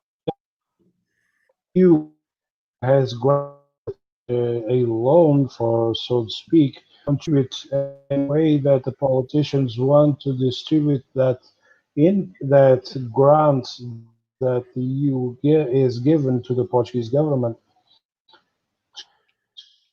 To me, what No will one's going happen together, is, Victoria. I'm still here. and this is my non-economist prediction, is that possibly Troika will be coming again even before the end of the next year. That is my prediction, because the way I see the country being run currently, So what you're saying is the country is going to go right. It's going to. I hope it's not going to go towards Shega. Is it going to go towards Shega? 12 years ago, when was back in when PS ruled the country. So when PS lost to PS, Joel, sorry to cut you off, my buddy over there, Mr. Austin, who's now suddenly. Go ahead, Gary. Yeah, ask your question. I've got to ask Joel a question before I forget. We were talking about the Marcelo, right? And obviously we have a deluded vision as foreigners about Marcelo, and you kind of were a bit more sort of lukewarm, shall we say, about him? What's your view? To me, the reality to me is that Marcelo was once considered a representative of the people. People love them because he gave hugs to everybody. Okay, he gave that handshake to Trump. That was a bonus, but nonetheless, now it's a little bit disappointing. not a little, a lot disappointing to my point of view, because he should impose himself, but he's letting the current government in power running as he sees fit. And I don't agree with some measures of having independent, for example, having independent persons running what they should be running. For Bank of should not be run by of the party that a member. It shouldn't be. He was doing fine with the previous president of Bank of Portugal. It shouldn't the need to be fired to put a man that was that was part of Ministério das Finanças, that was now running Bank of Portugal, because many things can go can go full disclosed, and nobody will ever know until the things are done. So that's why I'm predicting that Troika, it is a very serious country. I think you're right, Joel. I absolutely think you're right. Mate, you're breaking up a bit. From time to time. Probably, and I am like economist, but I'm predicting Portugal again. But even we don't have the full confidence, and I don't trust the current government. Maybe go to the other PC. I'm using the laptop. Mate, the country isn't being run very well. We are losing you, but the great thing is, I think we can conclude Portugal Politics 101 for today, and we thank you for that. But we want you to stick around. Thank you, Joel. We need you for this next bit, because I think Victoria is going to join us any moment, unless she's been put off by us all going to the toilet together. We didn't do that. We did that together. I've had some very difficult experiences in that department, but perhaps now is the time. But Victoria, the link is on the screen. We need you to come in and talk us through this beard off, or how you manage it. I think get like baby bottom blue, I think, and he's staying out of this. Terence is representing here in Alvazra, Frank in Lisbon, me in Anadia. But we need you, Victoria. Where are you? Hit that link and come and join us. Thank you. Obrigados from Whiteley. Join us again, please, Whiteley. Enjoyed your company and your input tonight. And Eric J says, thanks, Joel. So cheers to you. Eugene's disappeared again, but simply says, hashtag I stand behind Neil. That's generally the position Frank takes, isn't it?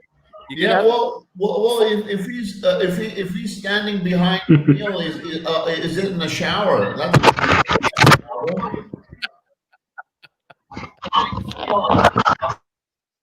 So how do we get Victoria to join us? We are inviting Victoria. We've posted the link, Victoria. We need you here now to come in. And while we're waiting for you to come in, I have something somewhat sacrilegious to share with you. It goes back to what we're drinking tonight. This is possibly in a cultural and a diplomatic outrage. We have something here called Liqueur 35. Hello. Creme de pastel de nata. A sweet, intense, and enveloping flavor. A cream that is born from the fusion of the popular liqueur with the traditional taste of custard-style cream cake. The perfect accompaniment with sublime desserts for the most demanding palate. It says $15.99 there. I think it's on offer in my local Pinga Dose for $1.39. Is that a reflection of how deeply awful it is? Anyone tried this? I have not tried this. This has got to be a very interesting concoction there, Carl. Do you think it would be something like Bailey's? You would put this in your coffee? it's worse than Bailey's, but better than Advocar, maybe. I possibly. Right, it's back, everybody. Frank's new jumper. No pun intended. Eugene, what do you have to say? Eugene, Been waiting for this for a long time. What's your Eugene, view? what were you doing today? You are a new bit. I have now focused my attention on you. You I are know my you do. quarry. I know. Well, I've I know you decided are. now to seek revenge for poor Neil. We haven't seen Neil in at least 2 weeks, and I have decided to take out my anger on you. Yes. He's all I have to tell you, he's well, he's getting his mail. I just saw you petting a pet. No, a Frank, dog or no, a fuck cat, that shit. like a No, you James could have Bond recorded that villain, weeks ago. animal. You could have What would recorded you that do there to an weeks animal, ago. Eugene? Poor Neil sitting there. Oh, Frank, oh, please give me a Weetabix or something like that there. No, fuck that there shit, man. No. Hashtag I stand with Neil. Yes, you should.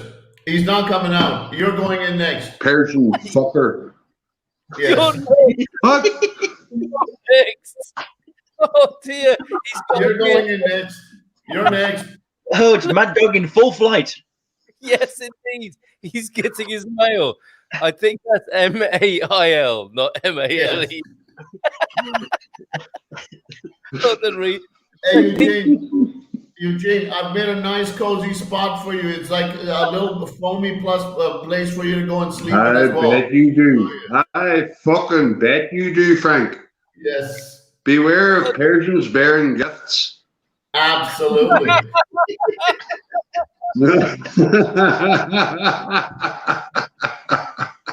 It'll be a gift and a half for you, brother. No, all right. The first drink's on me, Frank. Absolutely. Not actually on me. I will buy you a drink. You will not drink a drink off my fucking naked body. No. I'm not doing any of that, you pervert. Good enough. We're on the same I page. knew you would come. I knew you would come to these kinds of invitations, you perv. It's not happening. Well, you know, the older you get, the more supple you get, the more open you are to different ways of living. Suppleness. I mean, it's okay. I'm scared already. Nice invitation. I don't approve of you taking Neil as a captive for your own purposes. But no, yes. I'm not here to judge different cultures. It's very difficult. Isn't it? It's very difficult to be open-minded and non-judgmental in such circumstances. Neil is not coming out. You're next. That's all you need to know. Okay. Fucking leave Neil alone. Neil suffered enough. The poor man's bald. Leave him alone. Eugene, it doesn't take long to develop Stockholm syndrome, I understand, where you can with your dominator. Gary. Hey guys, you're talking about being supple as you get older, right? It's not true. Can you, do you think you can touch your heel on your ear? Oh. No. Can you do it? Anyone? No, not no more. No, maybe 2 or 3 years ago. Is it, what? Is it? How many other people's fucking heels have you touched? I can still do it, guys. Oh dear, oh dear. Hey, Eugene, do you need a map?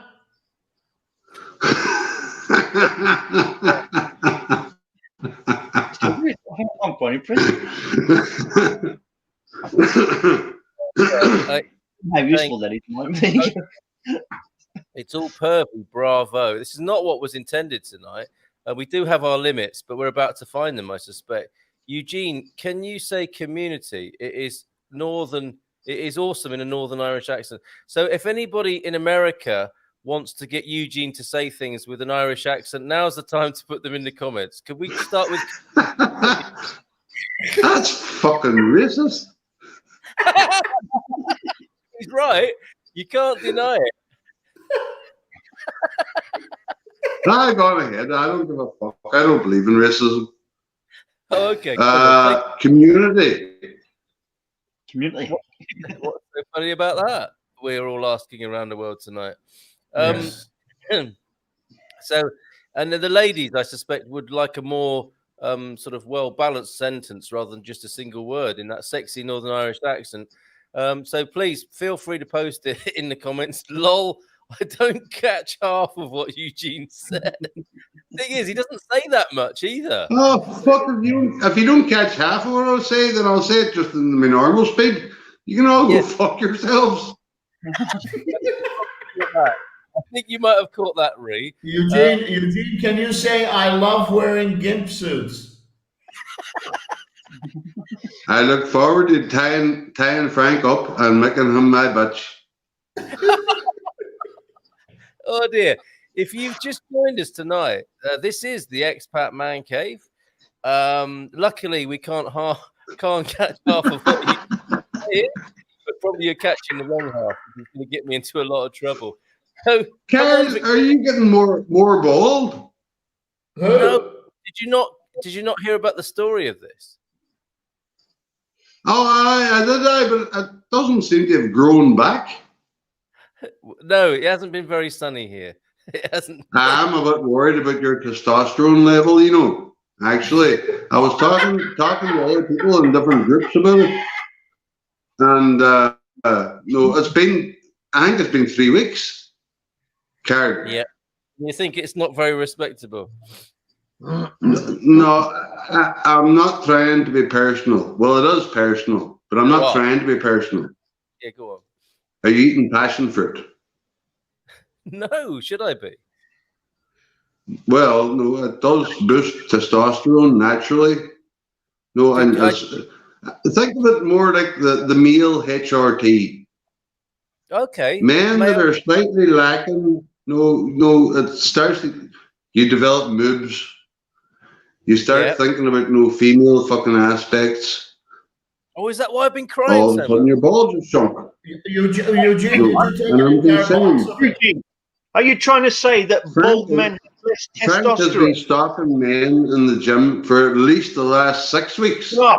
And you have been exploring your femininity for at least the last 3 or 4 weeks. Can we say 3 or 4? Eugene, are you saying bald men have less testosterone, fella? No, I'm not saying that at all. No. What are you saying? I'm saying is that for the last 3, 4 weeks, maybe a month, Carl has been exploring his feminine side. And I'm wondering, is it a dip in his testosterone levels? Oh, and if so, could that be related to his diet? Because Frank has been homing on Carl. He's been out to the pub with him a couple of times. No, I'm not suggesting that, but Frank was with Neil for an evening, and that was, I think, 3 weeks ago. At least 2, anyway. We haven't seen Neil since, and I'm worried for Carl's, not for Carl's own personal safety. I'm worried for my own mental sanity. If I don't have this show, I'm worried about where I'm going to go. Fuck Carl. Frank, you can do whatever you want to Carl. But no, as long as you put the show on every Friday night, that's all right.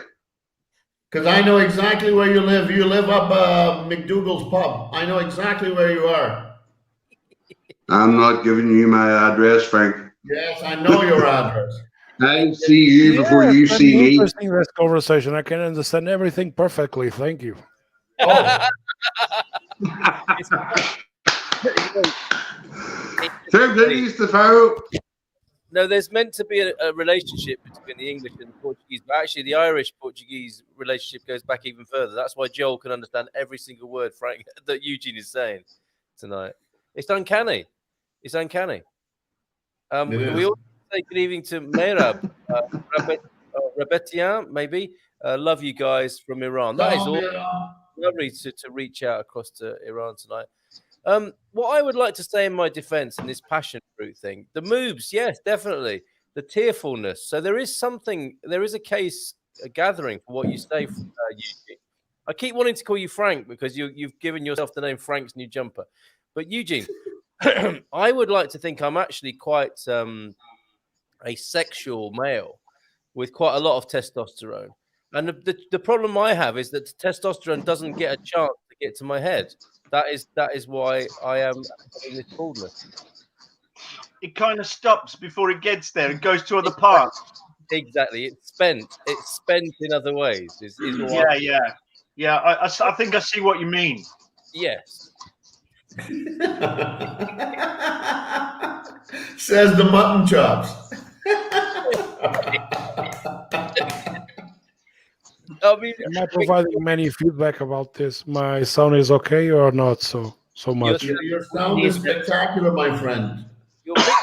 Your picture's doubtful, but your sound is good. Yeah, my picture is a little bit of an Einstein thing that a friend of mine did. Sorry. Oh, that's okay. I'm listening a little bit of feedback, but I hope it's just because I'm listening to myself talking.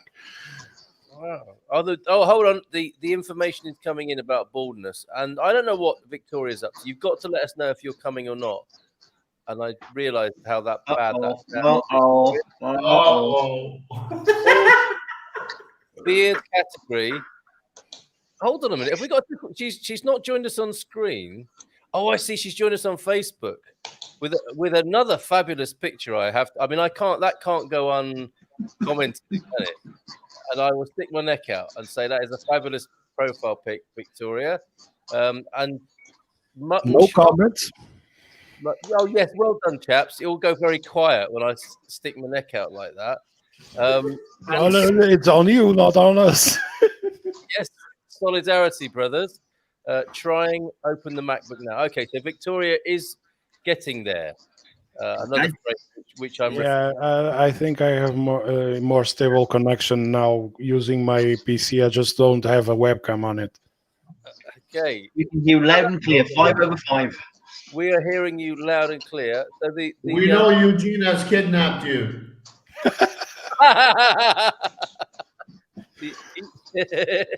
The information about baldness. In the front, you're a thinker. If you're bald in the back, that's the back of the head, I'm presuming, you're a great lover. Bald front, well, I have both, so I'm lucky. But if you've got a bald front and back, yes, you think you're a great lover, I'm afraid to say. That's the I think you coughed that up a bit too easily there, and you claimed the punchline. That's what she said. I don't know what that's referring to, Victoria. We cannot wait to have you come on and assess our beards, especially it's like matron giving us an inspection, isn't it? Oh, mate. I don't know. Lol, Joel spoke too soon there.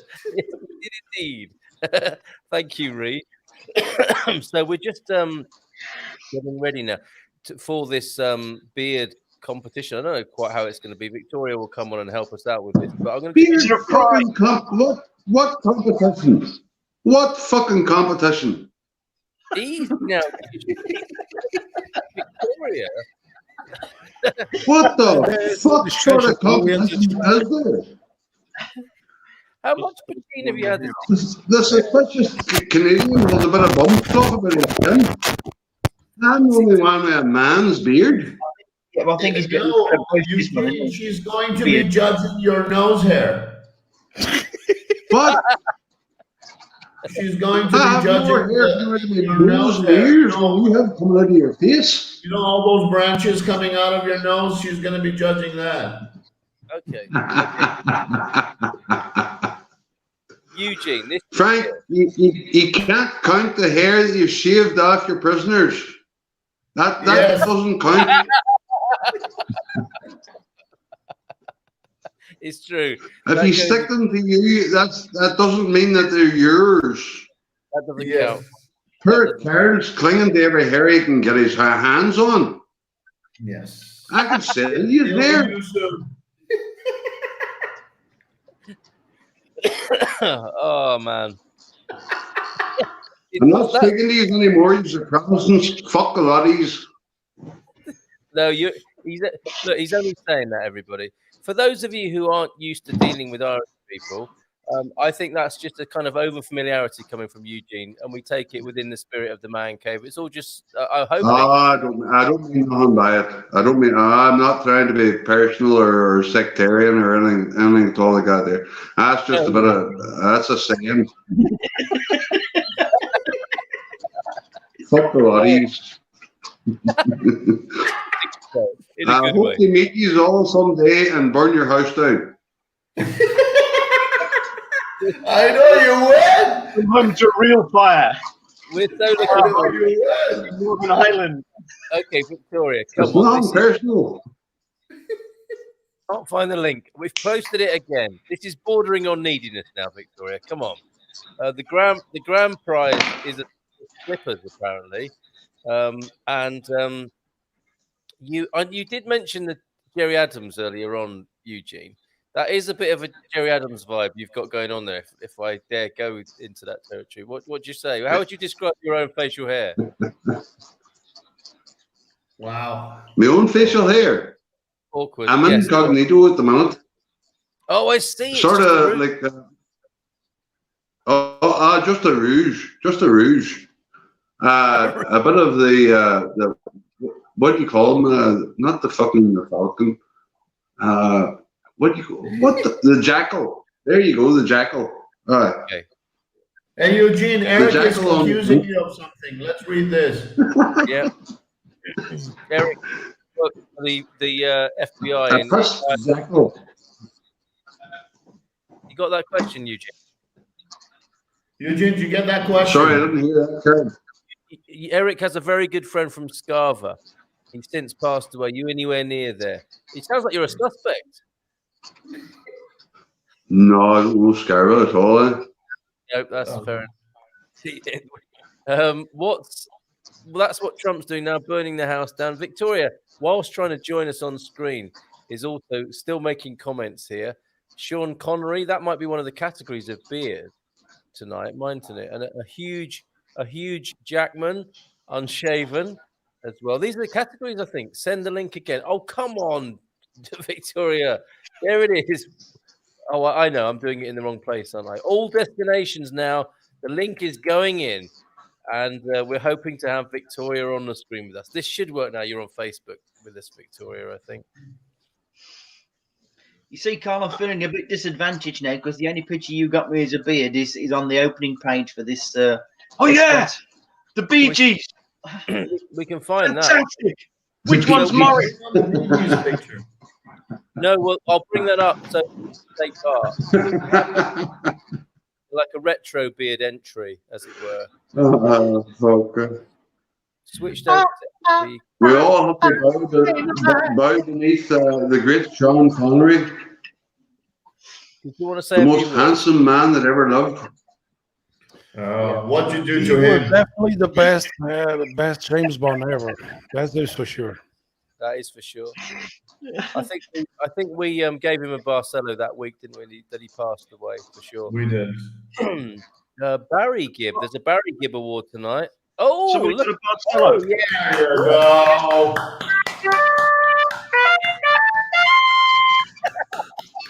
Yeah. Well, so far, Reece, so far. It was a fix. No, I promise you it wasn't. Quiet. It's a ring cut. The bottle of Birdie is on its way to Ree's household as we speak. My vote is for Terry's mutton chops. They are very distinguished, aren't they? If we can just Very zoom in, distinguished mutton chops. let's get in there a minute. We need to come into get a bit of a close up on the mutton chops here. They're from the theatre. Marvelous. Really? Takes a terrible amount of care and attention, but worth it. Ours, darling. Yeah. Oh yeah. That's exactly what I told Ree to say. It can't be a fix. I am in Florida. See? It's almost There you go. like the American election result, isn't it? I want a recount, says everybody else. I'm quite happy with that result. Recount elsewhere. So we have an awkward silence as we await the arrival of the beard. You know what? I think Victoria Benson is not going to show up. Very likely, it'll be Victor Benz. Oh, you think he's teasing us, and these are fake profile pics? Could be. Could well be. Could well be. I think we need the proof. Oh, We need the proof. okay. Mutton chops are just weird. Well, I agree. Come on, Ray. Come on. That's not nice. Hey, Don't knock it till you've tried it. Also known Yeah. in naval circles as buggers grips, aren't they? Yeah. So I understand. Buggers script. Hey? Victoria in the house. It's taking a rather. Well, somebody could always go for a James Doohan mustache. There you go. turns don't know being what that in I PT don't know what it is. versus Garbo. Oh, that's a good question. Guess what, everybody? Let's lower the house lights for a moment. Oh yeah, and just quickly, something of an apology from Ree. Eddie from Arizona is watching. Nice show under the name of Richard Williams. And now, everybody, will you put your hands together, please? Because she does like a warm hand on her opening. It's Victoria.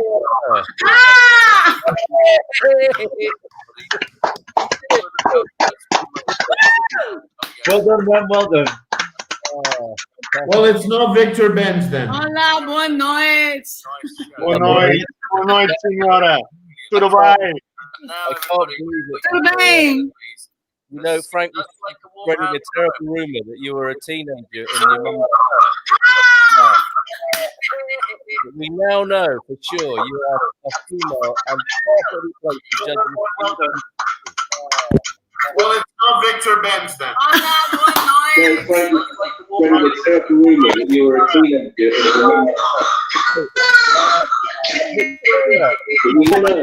Oh my god.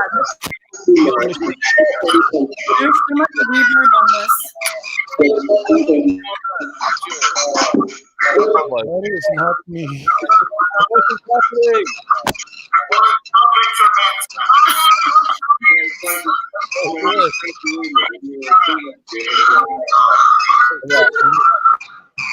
Right, it's Victoria, isn't it? With two devices on, I think, as it were. Victoria, I think you're coming out of YouTube and Facebook. You're going to have to get rid of YouTube, I think, and then we'll talk to you on your other device. That noise is something else. It was like some sort of psychedelic concept album for a moment. Let's see if it's got better for Victoria. No. It was like the Alien movies where they screech in the background. Yeah, it was a bit more exposed for a moment, wasn't it? Now, these men are getting quite excited here. Their beards are bristling with anticipation. But we do need to find out a bit about Victoria if she manages to sort out her. Here we go. She's holding a finger up.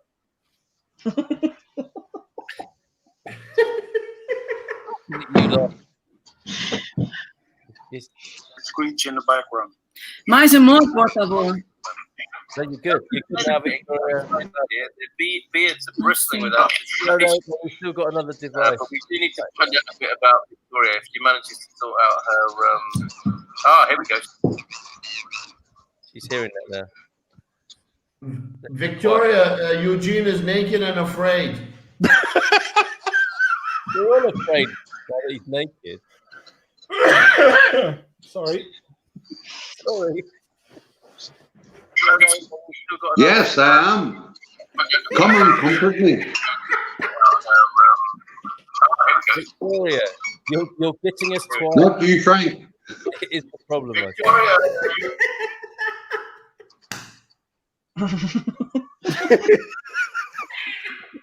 Where the fuck is the lighter? This is like such an amazing mess. It's so unbelievable.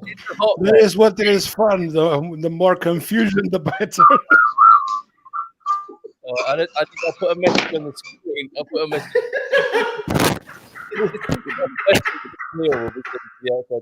Okay, so Victoria. Oh, Victoria, turn off the YouTube machine. Right, let's see if it works. If you've just joined us, Just bear with us, and this should sort itself out. There you go.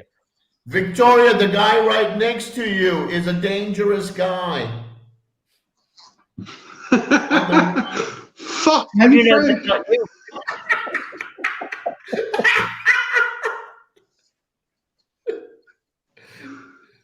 Fucking release fucking Neil.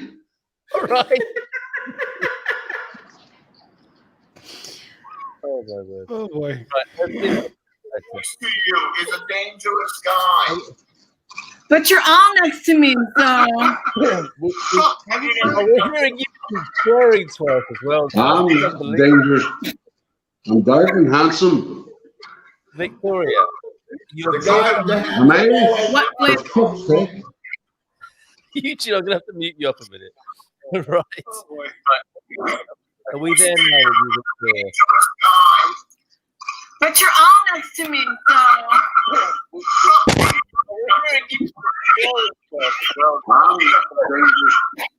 You know, the problem we've got here is it sounds like one of the emergency call handling situations, doesn't it? And we hear the tape now of the 911 call. It's what it sounds like in the background, Victoria. If you're hearing me now, what's happening is I think you're coming through two devices. Because you signed into YouTube and you've signed into Facebook, and we've still got you coming through Facebook.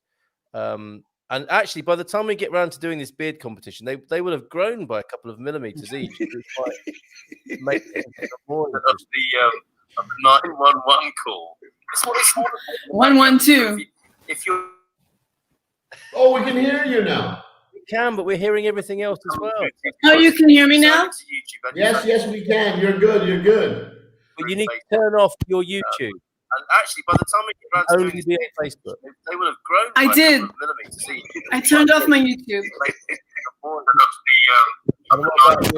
We've got another instance of us. 112. Oh, we can hear you now. Can, but we're hearing everything else as well. Oh, you can hear me now? Yes, we can. You're good. You're good. But you need to turn off your. This is new. This is unbelievable. You know, Joel, you said you like science fiction. Is this like the best kind of weird B movie thing you've ever seen? It is. It is. It is something, isn't it? We might be able to get some funding for this. It looks like one of those episodes. There was an episode on Star Trek: The Next Generation where they went back about 5 minutes before they exploded, and they repeated throughout the episode all over again the same. I remember that one. Same mistakes until they got improvement. So this is basically a B version of a Star Trek episode. It is. It's a Hey, quality. Eugene, whose ashes are you smoking? Eugene, whose ashes are you smoking? It's a result tonight. So, Careful, Frank. Victoria, we've got a perfect video, but we can't open your mic. Can you give us 2 thumbs up if you can hear us? Oh no, she's going to speak. It's just like da-da-da-da-da-da-da-da. Whose ashes are you smoking? Eugene, whose ashes are you smoking? Yes, go on. Victoria. Yeah. Can you give me a thumbs up if you can hear me at this moment? No, it's not going to happen, is it, guys? Yes, you can hear us. So when I unmute your mic, we're hearing you, and then one of your browser windows is open with Facebook or YouTube. So we're hearing that again as well in the background. You're probably not hearing it, but we hear it. So we just need you on the StreamYard application, but we need you to shut down any other browsers you've got open that might be receiving the show. It's a tense thing. It is. It's a moment, isn't it? I think Eugene is making her nervous. Is that what it is? He makes us all nervous, doesn't he? Yeah, he's not making me nervous. Irish or Scottish accent. Look, we stayed with it. We stayed with the process. We undeterred, and now we have Victoria. We win. Yes. There you go. Oh, Victoria, we got there in the end, so we can edit all of that out. In That's what she said. Where's the producer? That's what she said. Absolutely. Victoria, please introduce yourselves. Yourself, not yourselves. Yourselves, if you like, but introduce yourself to us. Hi, everybody. I feel like I'm the invader of the man cave, and I think it's really. I love to hear men like thinking they're speaking privately and doing their thing. And so I live in Atlanta currently. I was living in Spain and England before I came back to the States. And now I am planning on moving to Lisbon next year.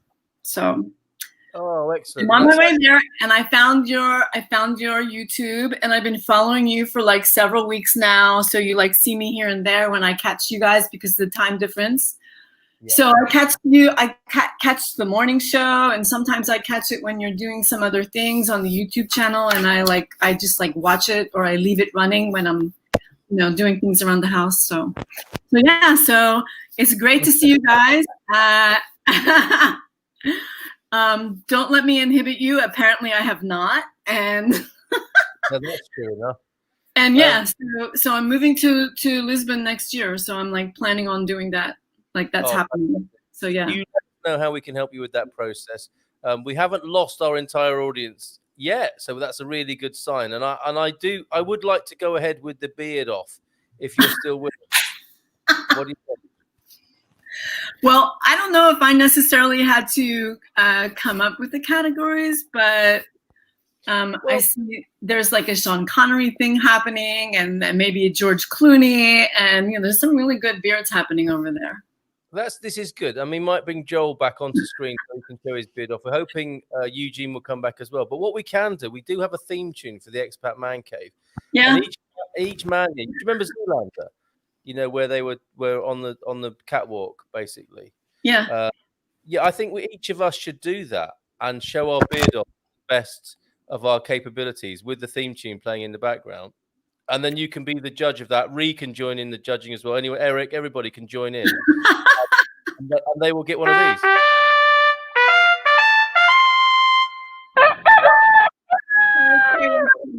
Is that okay? So I think we've got 20 seconds to do a little bit of a strut down the beard walk, I suppose it is. Glasses on for this. Amazing.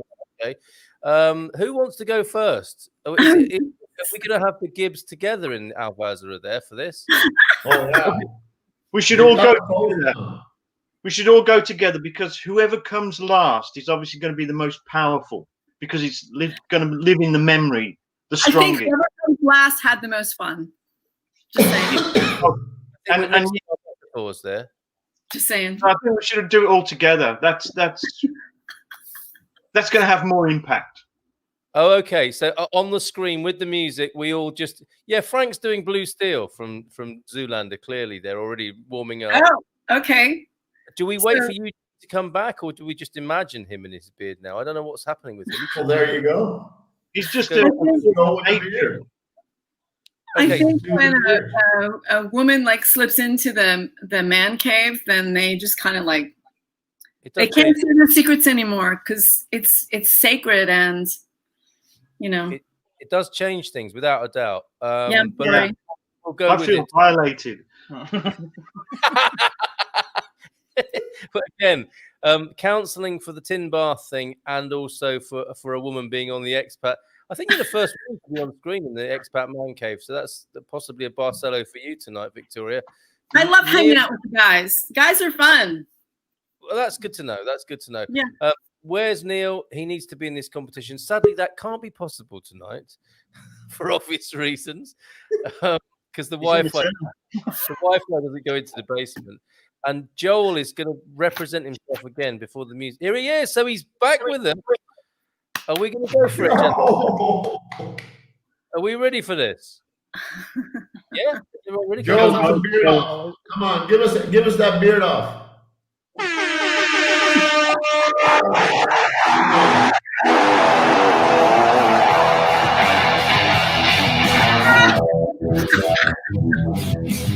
I don't know. I think there's a couple of good Sean Connerys in the room, and in his honor. Yeah. Okay. How was that? I think it's pretty awesome. That was good. That was very good. That was very healthy. I think you guys like each probably have in your heads like who you emulate in terms of your facial hair trimming. So some of them are kind of like. I particularly don't emulate anyone. No, you don't think so? You don't think there's some movie stars I that don't particularly emulate anyone. No. No, but there might be some similarities. There might be some. I don't know, like Javier Bardem or somebody like that. I think you're the Javier Bardem of the group. Oh, you've got to take that. Oh, there you go. There you go, Joe. Yeah. We've got it. I mean, he's got that like brooding and little scruffy and little gray spurs here and there. Yeah, Javier Bardem. Why would you not be happy about that, Joe? Well, because okay, so to be honest, I do not take very much care of myself face-wise, so I'm just a little bit of a mess. Yeah, Man-bush practically. If Joel doesn't want it, I'll have it. Yep. Okay. You know what? You know what's awesome though? It's like individuals that accept their flaws and think they're awesome. There's something it's called flossum. So you're kind of flossum. Oh, there's another one. Yeah, Victoria, what do you think of this guy? I think Carl and I'm the gentleman Frank. Carl and Frank, you both have like a little bit of a Sean Connery thing going on, and I mean that as a compliment, because Sean Connery is like uber sexy even when he was 90. So Get on. We'll take that. We will take that. Okay. Okay. Up to Alvazra now. Look at this. I don't know. There's like a little bit of a thing going on with the two guys that are on the screen together. It's a little. The award tonight from Marie. You knew, didn't you? You could tell from a distance. No, that's because he has it's because Gary has a Benfica flag on his. What is that? On that side. It is a football club. Fika. Which is not very well. Benfica. Yeah, Benfica. Which one? Soccer team. It's a football team from Lisbon. I'm sorry. It's okay, but you need to go up to talk to Doctor Who and the Master now, if you don't mind. Well, Yes. I thought there was a little bit. What about that guy who eats meat? There, I thought there was a little bit of a Rob Reiner thing going on there. Carl Reiner, Rob Reiner. Yeah. Who's Rob Reiner. Do you know who that is? Carl Reiner was the director. Rob Reiner was his son. Okay. Yeah. Okay, I'm going to have to look him up. I'm going to do it for you now. Don't worry. American movie makers. So It's not going to be good, is it? Wait, you know what? I introduced myself. You guys. It's going to be pretty bad. I can tell. I can tell by Carl's face. This guy, you know. He's got a face like a smack dart. Yeah. I was going to. Hold on. He'll get you. He's here. This is not going to be good. Eugene, you need to model your beard. Can you model the beard for us? Wait a minute. What? Is this who you're talking about? Yes. Yes, when he was a little bit younger. He was younger than that. Oh. Yeah. I mean, my brother won't like that. He won't like being compared to that guy. You know what? That was before the testosterone accident. Oh, God. No, but when he used to be on All in the Family in the 70s. All in the Family. So obviously you're talking about a guy from the 70s. It was obviously a lot younger than the picture that we're seeing. In his armchair. Yeah, and he called his son Meathead. That was Meathead. Yeah. Okay. I'm not really going to let you off with that one. No, it's a slightly sinister tone. I mean, that's not like a very flattering description of what I was going for, but that's the guy, just for a reference sake. Yeah, try harder. I'm so I was hoping you guys would like pick your own like beard, beard hero. your own beard. Your own beard hero. Don't like to do that on the That screen. guy I've had- looks like, what's his name from Only Fools and Horses? No, I don't have one. I'm just going to say, right, we've had Sean Connery, yeah, we've had Javier Barthez, right, and then we get Grandad from Only Fools and Horses. but now. And then George Clooney, I can eat meat. Like, what meat is that? Because Exactly. But he hasn't done his dance off. He hasn't done his beard off. So we have to get Eugene on the screen now because you were late, Eugene. We all did a little pranced up and down the catwalk to the music, the theme tune. Yeah, why don't you just put Carl? Why don't you just put Eugene on there himself with that music so Eugene can do some posing? I'm interested. We're trying to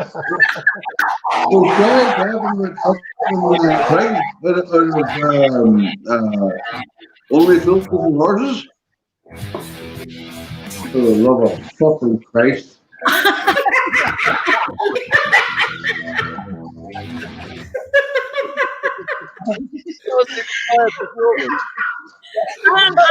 don't know. Balls. I'm going to go out on a limb and say George Clooney. No, I don't think George Clooney has big hairy balls. No, because he probably They're probably probably quite gets them clean. back. No, I was only thinking that to pass Carla. He probably gets them whack. Oh dear, oh dear. I know Carolyn or Frank enjoyed it, but no, Gargo was probably a bit put off by it, and Carol's probably thinking about blocking me now at the moment. But no, fuck it. I don't care. I'm full of fucking watching. Fuckies! Like hairy balls. Hey, Eugene, where are you from? I can't understand most of what you say. Exactly. Exactly. Are you from another planet? Eugene, where are you Spanish. from? Spanish. Oh my God. Okay. All right. Carrie, Spanish. All right. Next week's show is Victoria interviewing Eugene. The rest of us just don't bother to turn up, and it's going to be 2 hours of comic gold. Victoria, you've got to join us. You've got to join us next week.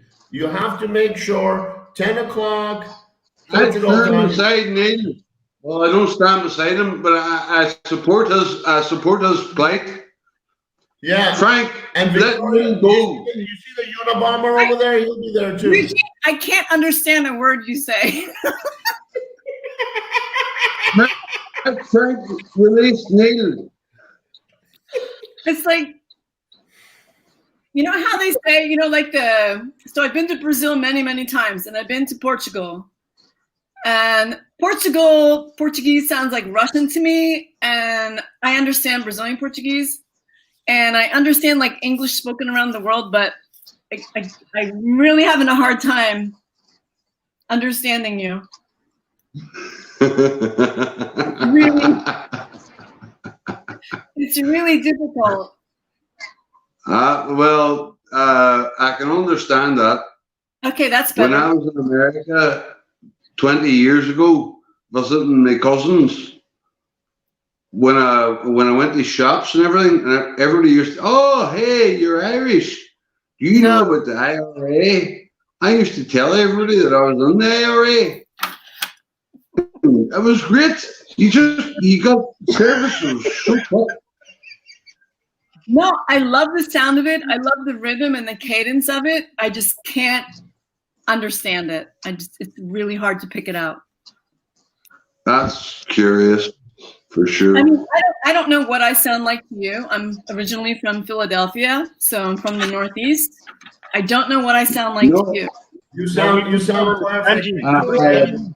I had an auntie in What are you saying?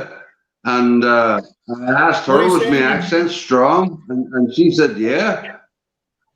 But no, since I've been on here, and Frank has been trying to stop me, I'm really aware of the Canadian I accent. don't know, Eugene. You need subtitles. Just saying.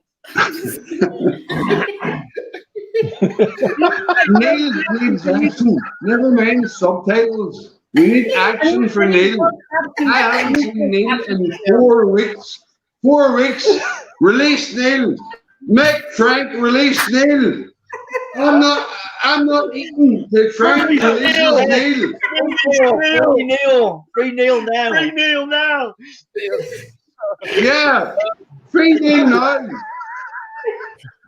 Eugene, Greta say I love Thunberg. wearing gimp suits. I want to see Say I Neil. love wearing gimp suits. No, I mean, Frank, fuck off. I want to see Neil. You've had 3 weeks. Fuck you. Release Neil. I'm sorry, I've had to mute him up because it's just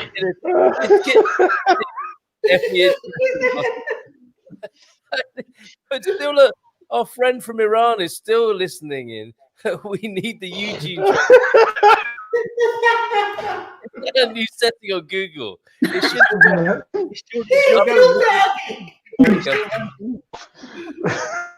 What? He's still having a go. He's still going. Look, jabbering away. There we go. I don't want to. I'm not trying to be rude. I just honestly, I'm just No, you're not. We're just having a laugh, Victoria. It's just, it's all good fun. Don't worry about it. You started it, Frank. You fucking started it. Oh dear, he's still going. You invaded the fucking Peloponnese. It's a Portuguese trying to understand the Bulgarian. It must seem like people in Great Britain and Ireland swear a hell of a lot. But I think, I mean, this has been amazing tonight. I think it's probably a good point. Let's leave. It's always good to leave a climax, isn't it? I think. leave them wanting more. Leave them wanting more. Yes. Exactly. On that note, And on that note, Victoria, thank you so much for coming in and judging us in a non-judgmental way. Join us next week, Victoria. All right. You take care there, Victoria. okay, Victoria, guys, it's been fun. Thanks for letting me in. oh, you're the best. Thank you so much. Good night. Whiteley might be another. I don't know. Do we know if Whiteley's male or female? Cheers, Victoria. I'm reading and writing Portuguese fairly fluently after several years, but unable to understand the spoken Portuguese. And I can understand quite a bit of Russian, Czech, French, and weird UK accents. Those UK are the worst, honestly, Whiteley. I got my Christmas tree up. Whoop, whoop, give it. Oh, of course, the Christmas tree battle's going on. Well done, you. That's absolutely right, Ree. You should have your Christmas tree if you want it up. You should have it up. Brigade, everyone, from Pete Bleach. Thanks, Pete, for joining us tonight. Marvelous. Thanks, gentlemen. We'll be back next week at 10 o'clock. And thank you all for your wonderful comments, and especially you, Joel, for your introduction to Portuguese politics tonight. Take care, everybody, and bye for now. Bom fim de semana.